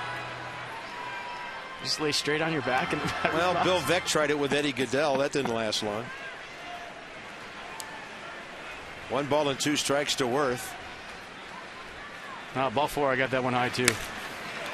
And this ball driven right field side, well foul.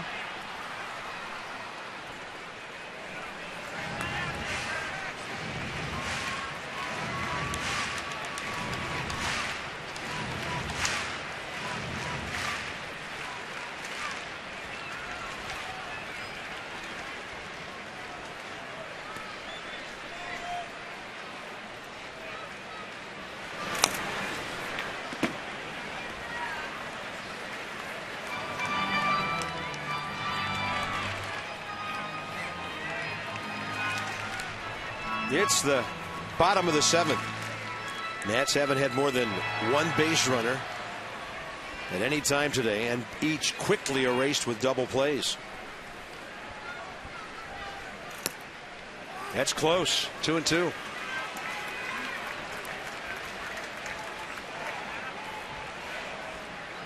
I think that was a little bit low.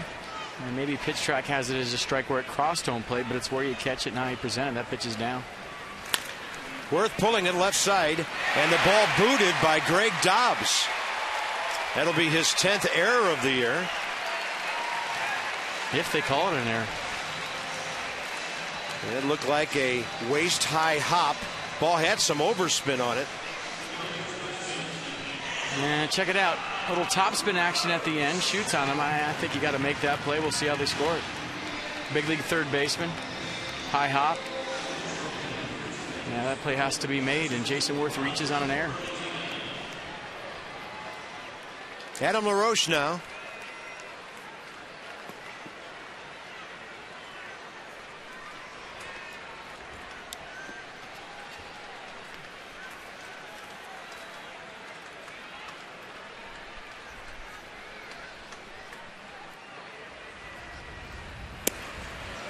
Nolasco throws a fastball by him. He has flied Adam out today and then grounded him to second base. Kind of game it's been. Here it is, the 7th inning. Some guys only batting for the 3rd time. Roger Bernardino running for Jason Worth. 7-run lead. Carlos Lee plays behind him.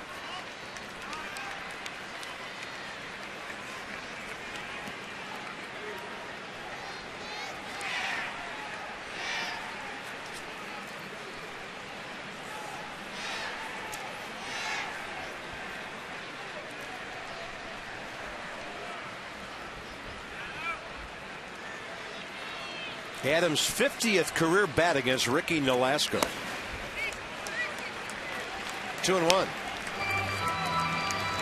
Well, I think in the 7th inning on the first Sunday of the NFL season, if you're down by 7, you go 2-minute offense right here. Try to throw up a 6 spot and then go for 2. I like it. By the way, Michael Bourne just struck out, and the game in New York's going tied to the bottom of the 10th. That was with a runner at 3rd and 2 outs. Frank Francisco struck him out, swinging.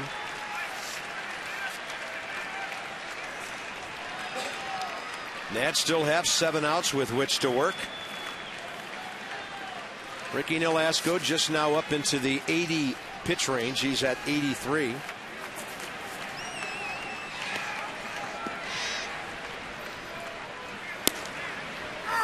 Three and 2.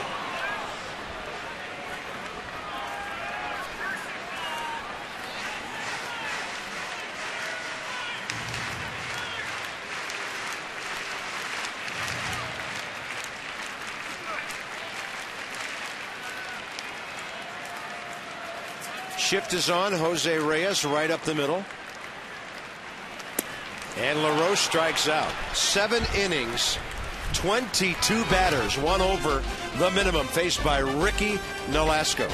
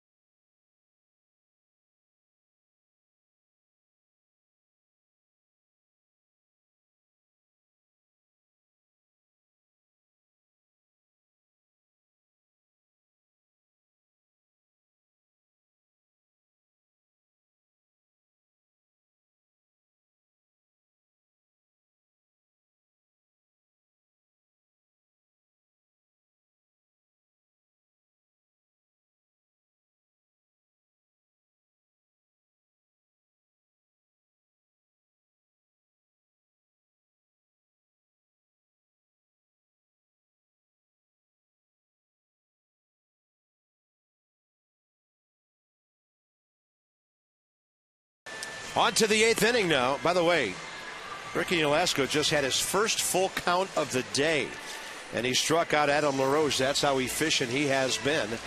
Dierks Bentley is coming 2 Saturdays from now, September 22nd. It's a free post-game concert. Go to nationals.com/concerts. Check out tickets, still available. Must have a game ticket to enjoy Dierks after the game. Nats with some changes defensively. With Roger Bernardina in the game, he'll go to center field. He ran for Jason Worth, who was playing right field. That's where Bryce Harper is now.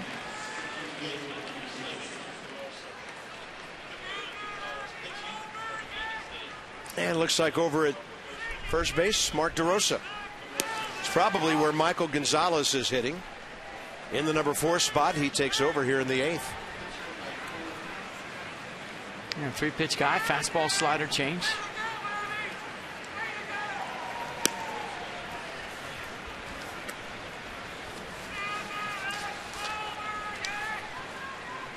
So Mark DeRosa batting in the number 9 spot. Top of the order for the Marlins, Brian Peterson, 1 for 4 with an RBI single.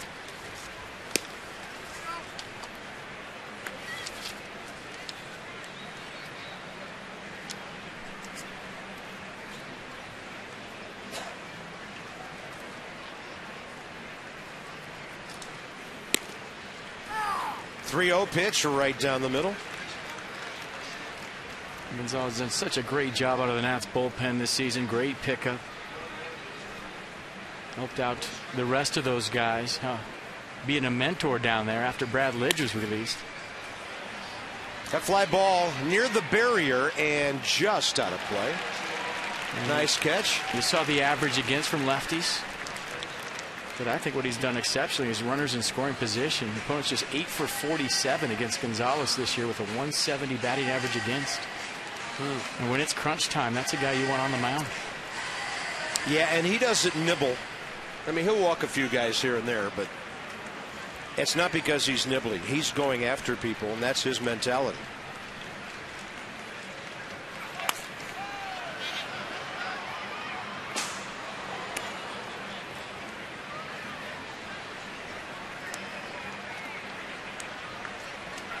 Justin Ruggiano.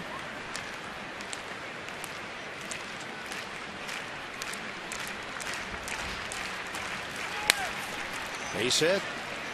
That's 13 for the Marlins today. 2 of them from their leadoff man. They have 13 hits, and Jose Reyes, combining with Carlos Lee, are 0 for 8. So along with Stanton and a few others, the young guys getting it done today for these Fish. We talked a lot about it in the Cubs series. Opportunity to play in the month of September at the major league level and taking advantage of opportunity. We've seen some guys do just that here in this series for the Marlins. It is starting to look like the Nats will go 6-3 against them here, and they will go 6-3 against the Nats in Miami. That's how tough this ball club always plays ours. But there have been seasons when the Nats were totally dominated by them. So at least 500 against these guys is pretty good compared to years past. The Nats are 10-5 against the Braves. A dominant 11-4 against the Mets, and with 3 to go in Philadelphia, 5-7 against the Phils. So using their success against Atlanta and New York in the division, forging a 6.5 game lead.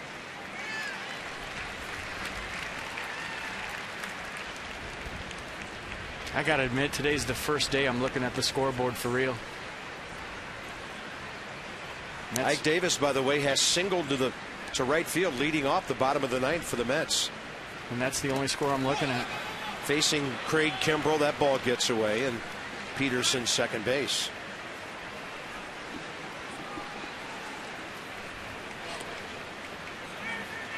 Runner at second, nobody out on a wild pitch.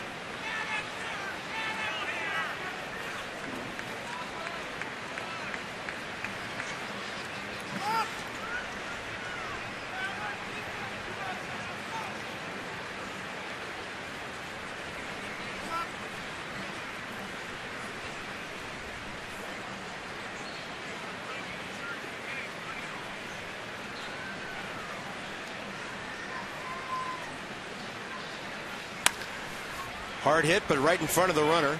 So Espinosa will handle it. Guns it to DeRosa. Peterson frozen at second base on the first out. Nats are making their postseason push. Be there for every key play. Text Nationals to 29292 for starting lineups, in-game alerts on your cell phone, your connected device. You cannot afford to miss.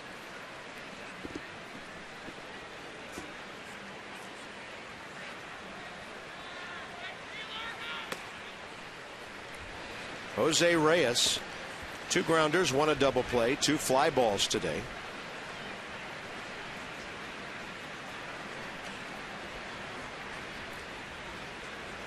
And Ozzie would have probably loved to get Jose Reyes off his feet with a 7-0 lead, but number one, you never want to make yourself weaker with a lead. Number two, he's got a 4-man bench. Yeah, and really just one infielder of that bunch, Donnie Murphy.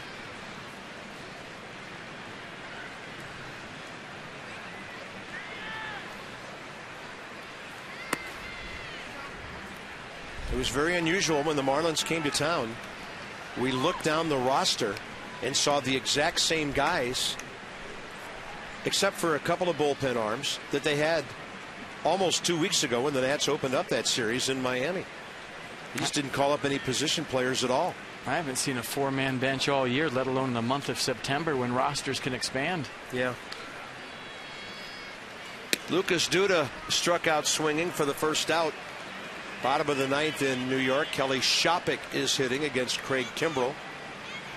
Reyes down to first base, 2 on, 1 out. Look out here.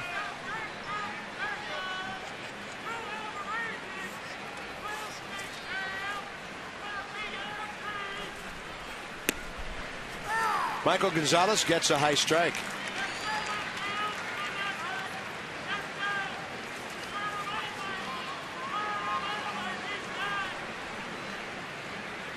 He faced Giancarlo Stanton in the 10th inning on Friday night. The Nats intentionally walked him. Thus, Stanton and Gonzalez still do not have an official big league matchup.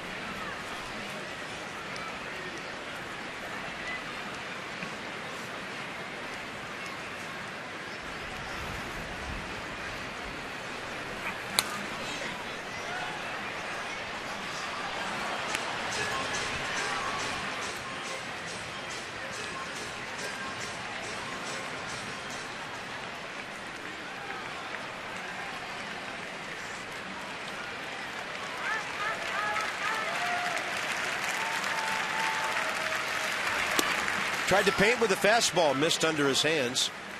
2-2.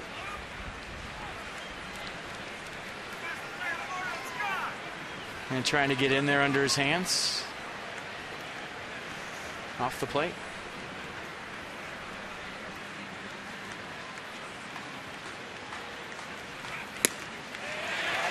And Giancarlo Stanton gone. Gonzalez with a big K for him here in the 8th.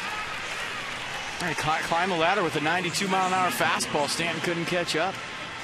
Pretty good sequence right there. Climb the ladder, sees it up.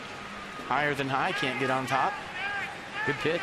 Craig Kimbrell just struck out Kelly Shoppach looking. And with Andres Torres at the plate, the Mets have a runner at first, 2 outs, bottom of the 9th. They'll have to do something to keep that game from going extra. Well, the Nationals get R.A. Dickey on Tuesday and Harvey on Wednesday, so they're going to see some good pitching, the best from the Mets, on Tuesday and Wednesday. Yeah, they get a right-handed rookie, Colin McHugh, who's made 2 starts, given up a 3.27 ERA first. Gio goes for number 19 tomorrow night.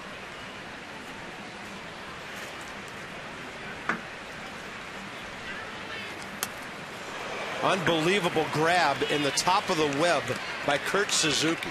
I mean, one of the most athletic catchers in baseball, period. Not too many catchers are able to get out of a crouch and jump for a 92-mile-an-hour fastball and catch it.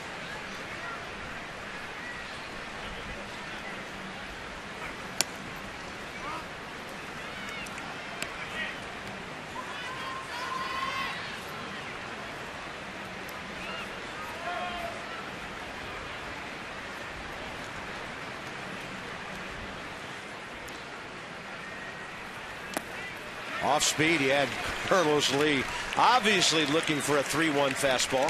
With his delivery, the way he falls off the mound and kind of jumps at you, he could throw me 40 changeups in a row, and I'd be out in front of every single one. This is interesting. Jason Bay running for Ike Davis just stole second in New York, so he's there with 2 outs in the bottom of the 9th.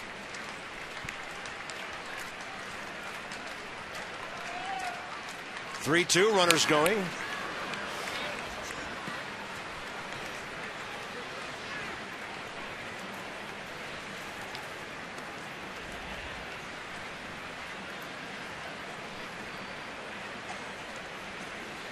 And backswing at Suzuki. Yeah, we've seen that twice from Carlos Lee against the Nationals. And once against Joe West when he was up in home plate. Cut his face.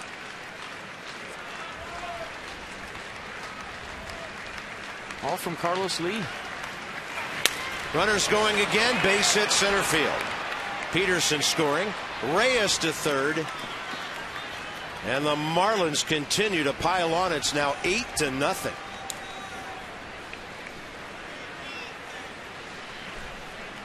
Carlos Lee, third RBI of this series. That breaks up his 0 for today.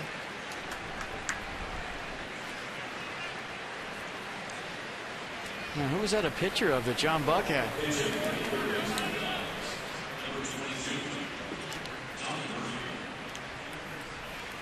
Here's Donnie Murphy hitting for Greg Dobbs.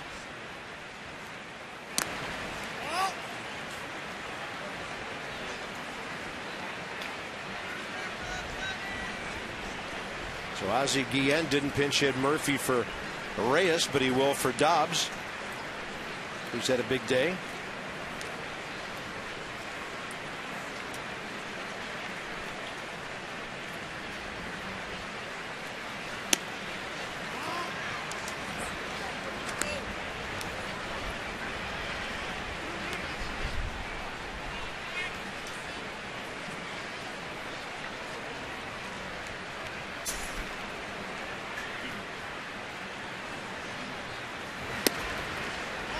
It's upstairs.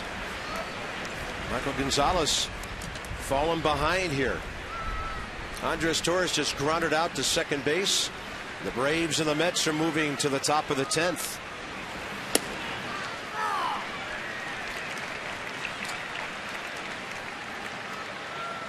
Still only the 8th inning here from baseball left.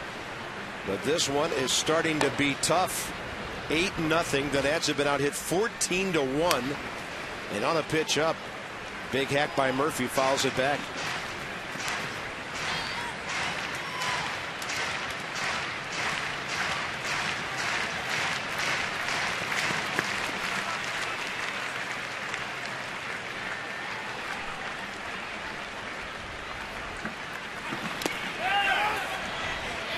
Hitting over on the strikeout. Marlins pick up another run, 2 hits and a walk into the bottom of the 8th inning. It is 8-0.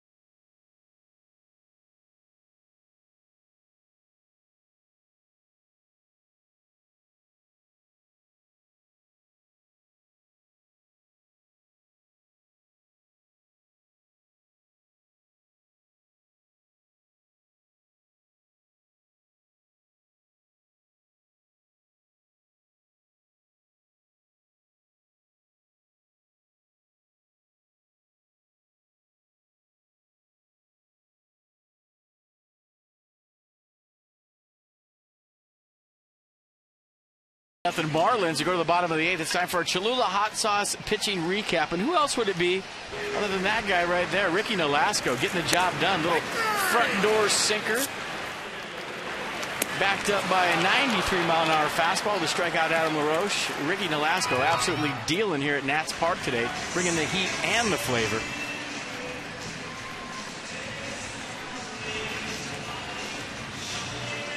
Donnie Murphy takes over at third for Greg Dobbs.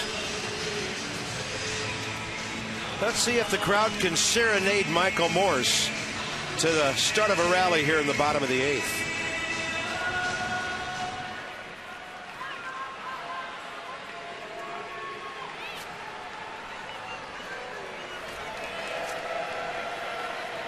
Not one of their stronger efforts. No, not feeling it.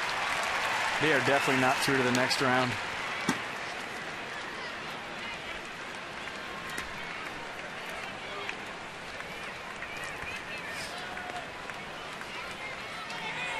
Michael has the Nats' only hit today. Clean single between third and short with one out back in the 5th. Ricky Nolasco has him reaching for that. That slider from him today has been so devastating, so short and late. A lot like Edwin Jackson's was at times today. They combine that with the 2-seam fastball, the 4-seam fastball. Good curve when he needs it in the split. He's been tough. And you just go by what you see, right? In the last 2 times, he's been almost perfect against this ball club. Yep. Easy throw on the strikeout, number 6 for Ricky Nolasco. Working Michael Morse over with the off-speed breaking stuff.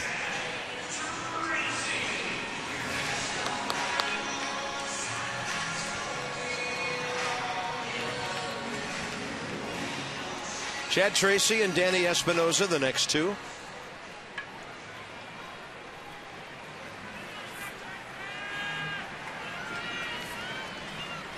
Martin Prado has singled to lead off the top of the 10th.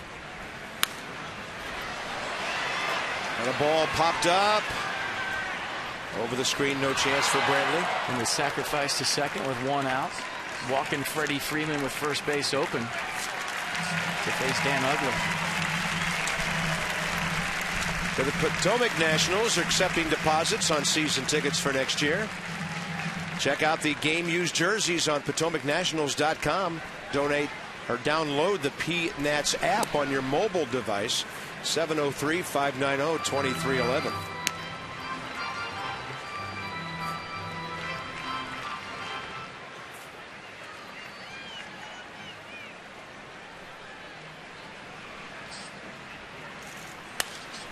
Tracy pulls it to the gap in right center. Now Stanton can't see the ball. That goes to the scoreboard. Chad Tracy into second. As the sun shifts to the west, right field is the sun field now. And Giancarlo probably felt like Bryce Harper way back in the 2nd inning. Well, there's absolutely nothing you can do as an outfielder when that happens. 7th double of the year for Chad Tracy, and he'll take it. Absolutely take 1,000,000 of those. He hit it good. It just gives you an idea. The ballpark playing big today. Stanton going back on it. And you can see him start to wrestle with this fly ball right about here. No idea where it was. And he's got those orange Oakleys on. And that's when the panic starts, and you're just hoping it doesn't hit you in the face. You see him turn away from the baseball there last second.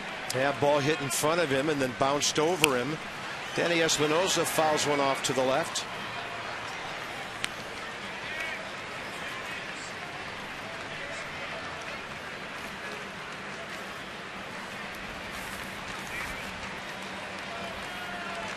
Danny has struck out, bounced out to second.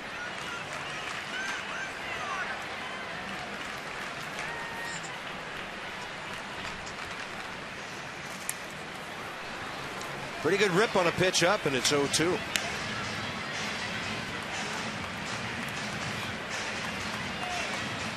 Pitch number 94 coming from Nolasco. 61 strikes versus just 32 balls.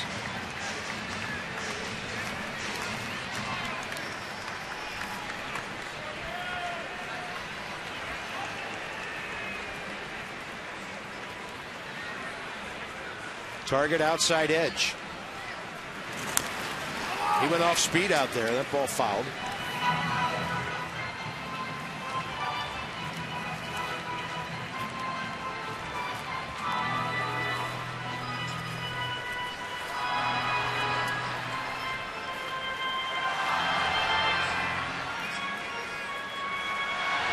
Even though it's 8-0, a lot of pride in this ball club. You'd love to put a run on Ricky Nolasco any way you can. Break up the shutout. Trying to do that for the first time in 17 innings.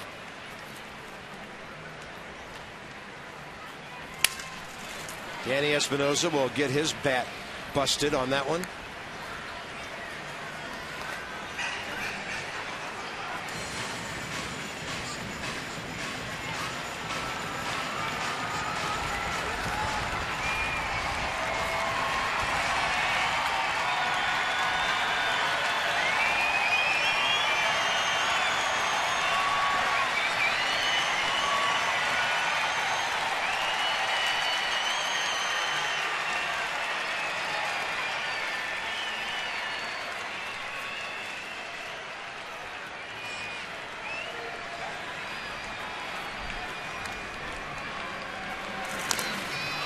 Staying alive one more time.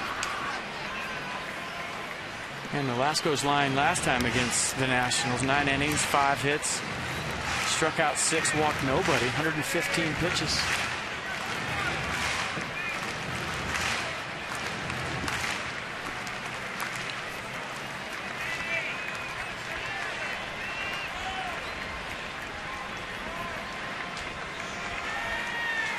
Nolasco, 97th pitch of the day. That ball bounces. When he shut out the Nats a week ago Tuesday, threw 115 in those 9 innings. Looking for his 12th win of the year to even his record, looking for his 76th career win.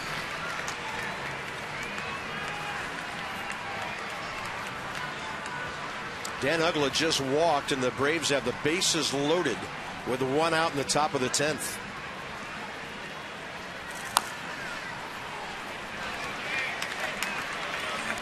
Bobby Parnell pitching for the Mets.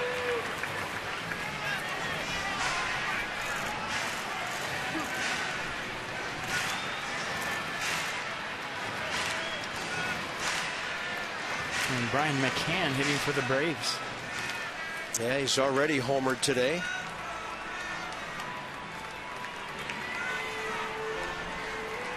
Pretty good battle going on right here between Espinosa and Nolasco.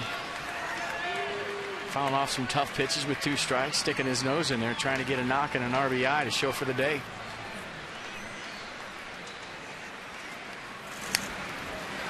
So this at bat will go at least 9 pitches now.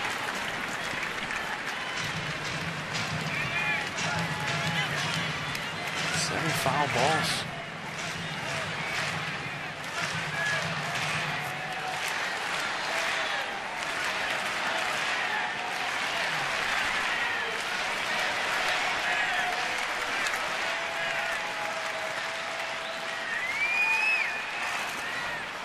Offers. No swing, says Todd Tichenor. And you talk about a battle to get a count full. Or just to try to get there. Danny Espinosa doing everything he can, just taking the bat down there and stopping it. So it's 2-2 now. Brian McCann's hit a sacrifice fly to right. Martin Prado has scored. In New York, the Braves lead 3-2. Espinosa lines it to left. Brian Peterson. Good at bat, unrewarded. 2 outs. Suzuki will be next.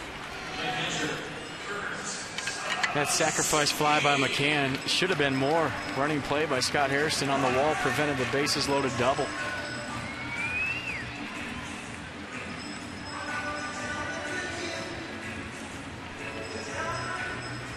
Kurt Suzuki with a good at bat last time up, lined out to center field, 0 for 2 with a flyout.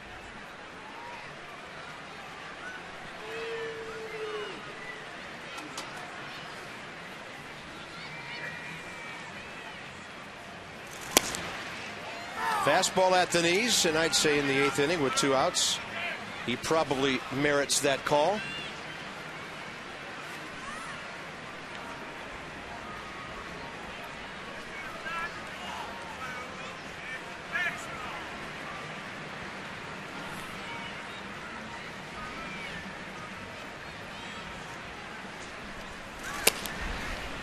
That's on the outside corner. No balls, 2 strikes. Mark DeRosa is in the next spot, but evidently Tyler Moore would bat for him after Mark played 1 inning in the field.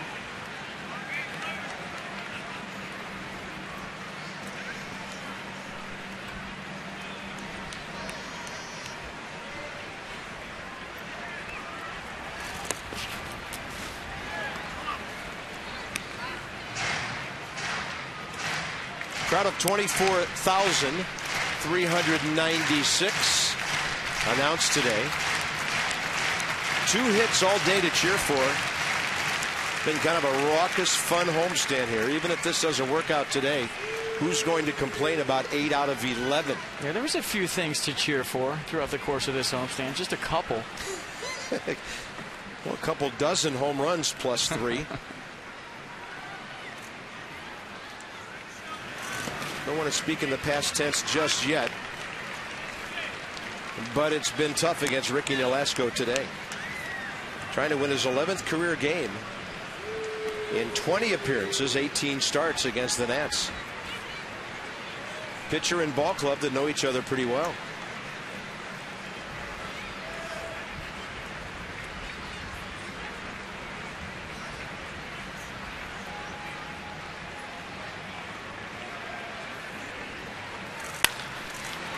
Deep short, tough play. Reyes pops up with it, throws him out. Good stretch by Carlos Lee.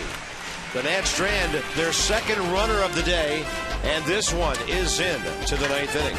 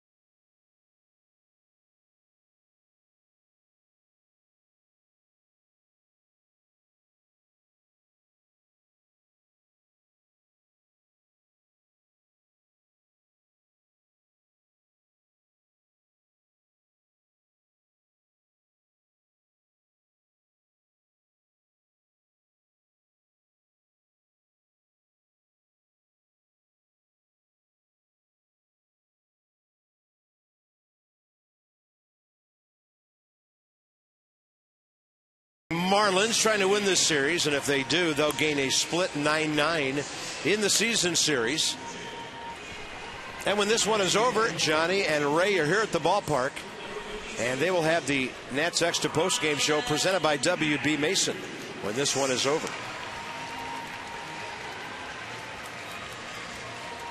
Sandy Leon will be the new Nats catcher as this one goes to the top of the 9th inning. And I think there's one thing we should do regarding yesterday. Johnny, of course, working Maryland football. Our buddy Byron Kerr was here subbing. Byron and his wife celebrating their 11th anniversary last night. So a belated happy anniversary to them. Byron had to stick around and wait like we all did. So we hope the anniversary dinner turned out okay. But we want to wish the Kerrs a very happy anniversary. You know, that's family things come up during the baseball season, and Byron handled things beautifully yesterday, and hope you guys had a good one. Good to have Johnny back. And that's a half swing and a foul by Donovan Solano. Ryan Matthews checks in for an inning of work here to wrap up this series.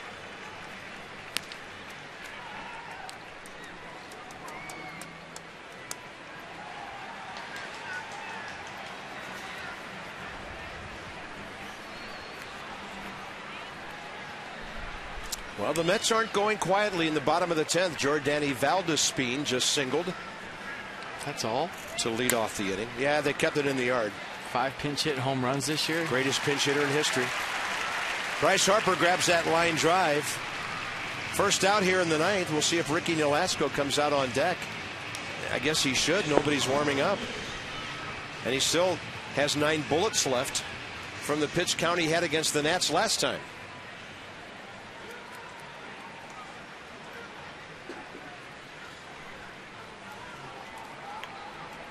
So Peter Moylan's in the game for the Braves, pitching against Ruben Tejada.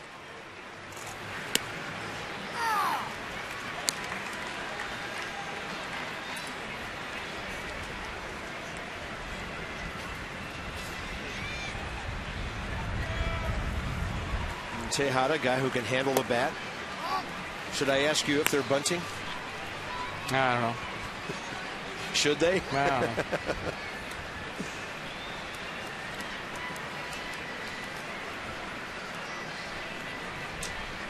Target is outer half. Healthy cut there by Rob Brantley, the catcher. We've been impressed with this young man.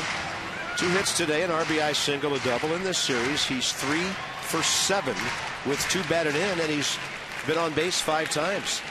Looks like they might have gotten themselves a keeper from the Tigers in that deal for Infante and Anibal Sanchez.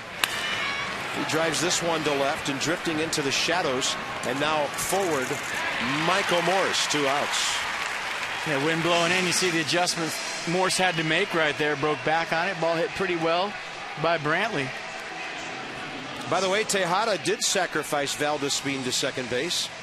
Scott Hairston, the hitter. And you noted, because you saw the video, Hairston saved a couple of runs on that play when McCann got the sacrifice fly in the top of the 10th inning up there. So we'll keep you up to date as well as we can on what's happening there, as the Nats try to put an end to this top of the 9th inning and then come up with a miracle bottom of the inning.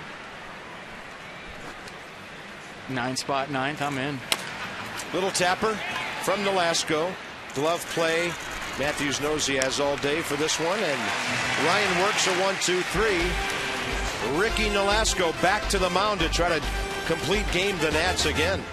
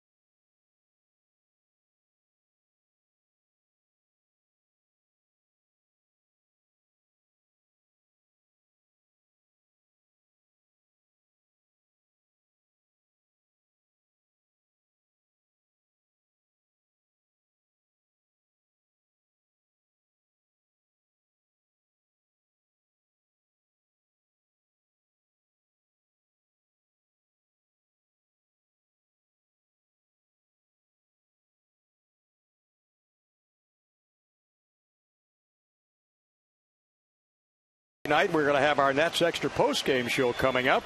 We hope it's not going to be quickly, because we hope the Nats can do some damage here in the bottom of the 9th against the Marlins. But Ray, it's all been Ricky Nolasco today. He's been tough. He's been tough his last 3 outings, Johnny, as he's been able to shut down everybody's face, only giving up 1 run in his last 23 innings. And, he is tough. The weird thing about that, his prior 6 outings, he gave up 4 runs or more. So he's a guy that's always been that way. When he's on, he can shut you down. He's done that his whole career, and his last 3 outings have been very good.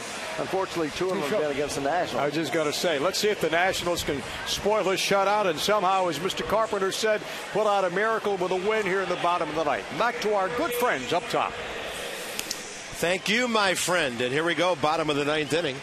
Ricky Nolasco trying to complete things. By the way, in New York, Scott Hairston struck out swinging. 2 outs there.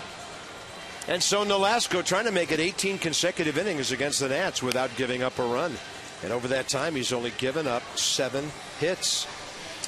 Well, we've got some generous Washington area Lexus dealers. Every time the Nats hit a home run, they come up with $200 to the Children's National Medical Center. So even on this homestand alone, they have come up with $5,400 on 27 home runs. Amazing. Yuri Perez will lead off, pinch hitting for Mark DeRosa here in the bottom of the 9th. Yeah, even including today, an epic homestand for the Washington Nationals. Absolutely. All things rolled together. I don't know. The most exciting we've seen the last couple of years. Hard to come up with anything better than what we have witnessed here. Well, there's stuff I'm seeing on a nightly basis that I'm just in awe of and never seen in all of my years of baseball watching this club play. Perez with a little tapper right back to the mound. Nolasco now. 2 outs to go to shut out the Nats again. He's had 108 pitches, so just 2 to get that batter.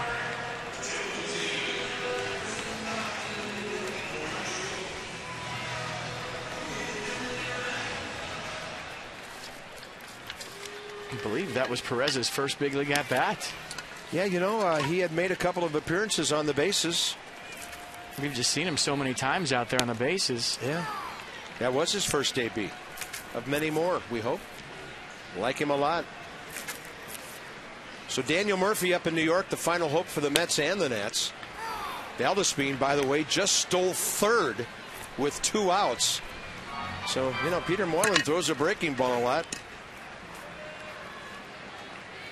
Mets 90 feet away from tying that game. Lombardozzi with a take on a ball low, 1 ball, 2 strikes. The shadow from the roof of the grandstand. Now out about 15 feet in front of home plate. Ball passes through the shadow of the light standards on the way in. Evidently Daniel Murphy just walked, and now David Wright's the hitter in New York. That ball looking good, left field line, and the Nats have their 3rd base hit. Steve Lombardozzi checks in with a 9th inning knock. The greatest comeback ever started with a soft line drive to left field off the bat of Steve Lombardozzi.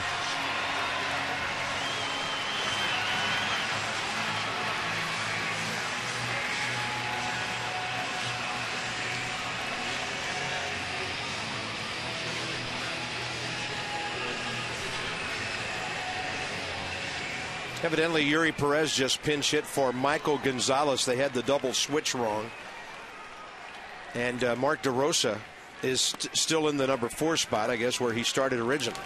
I think Bryce Harper's had the best at-bats all day for the Nationals. Walked his first time up, hit a ball hard to center. Second time, lined out to left his 3rd. 0 for 2, 3 good at-bats.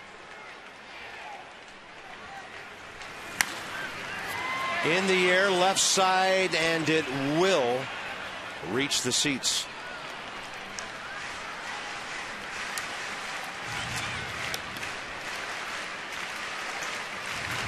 Gentleman with the glove now has 2 baseballs. Come on, there's got to be some kids around. David Wright popped out.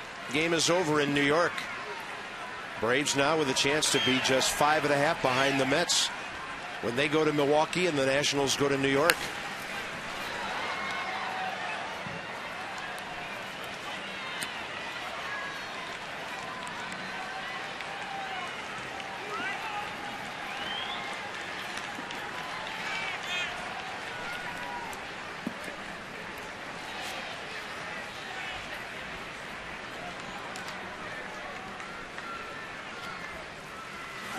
Harper reaches out and serves one to left. So he's on for the 2nd time today. 2 consecutive hits with 1 out. Bernardina and DeRosa, the next 2 hitters. A nice piece of hitting right there. Tried to backdoor the curve of the slider. Off-speed pitch, stayed on it. Base hit to left, 1 for 3. We think that's Chris Hatcher. Marlins don't have numbers on the front of their unis.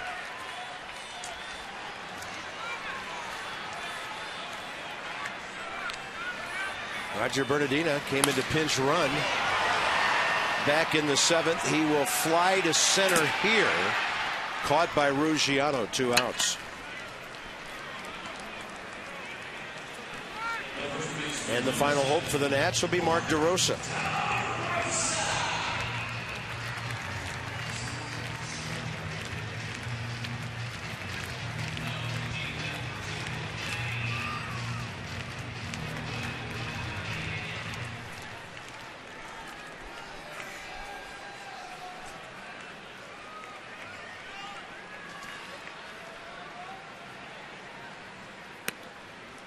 Velasco drops a breaking ball in front door on Mark.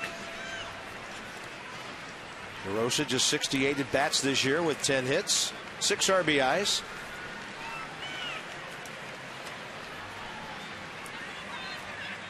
Trying to break up the shutout.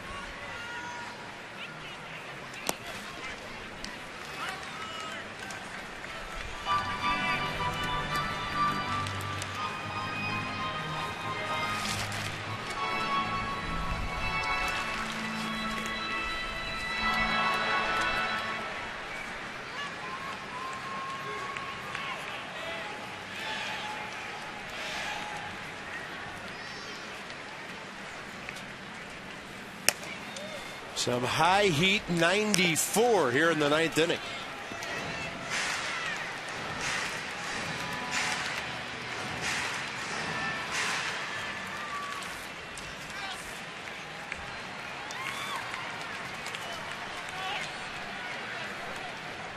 Nats down to their final strike. And DeRosa will bounce it left side. Crossing, making the play, Murphy. And the Marlins will win the series. A rare home series not won by the Nationals.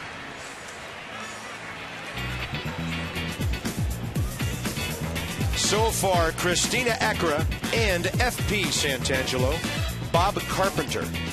Sorry we couldn't pull one off for you today. The Nats will split the season series with the Marlins. 121 pitches, 82 strikes for Ricky Nolasco, and the Marlins win it. We'll see you tomorrow night from New York. Nats Extra, straight ahead.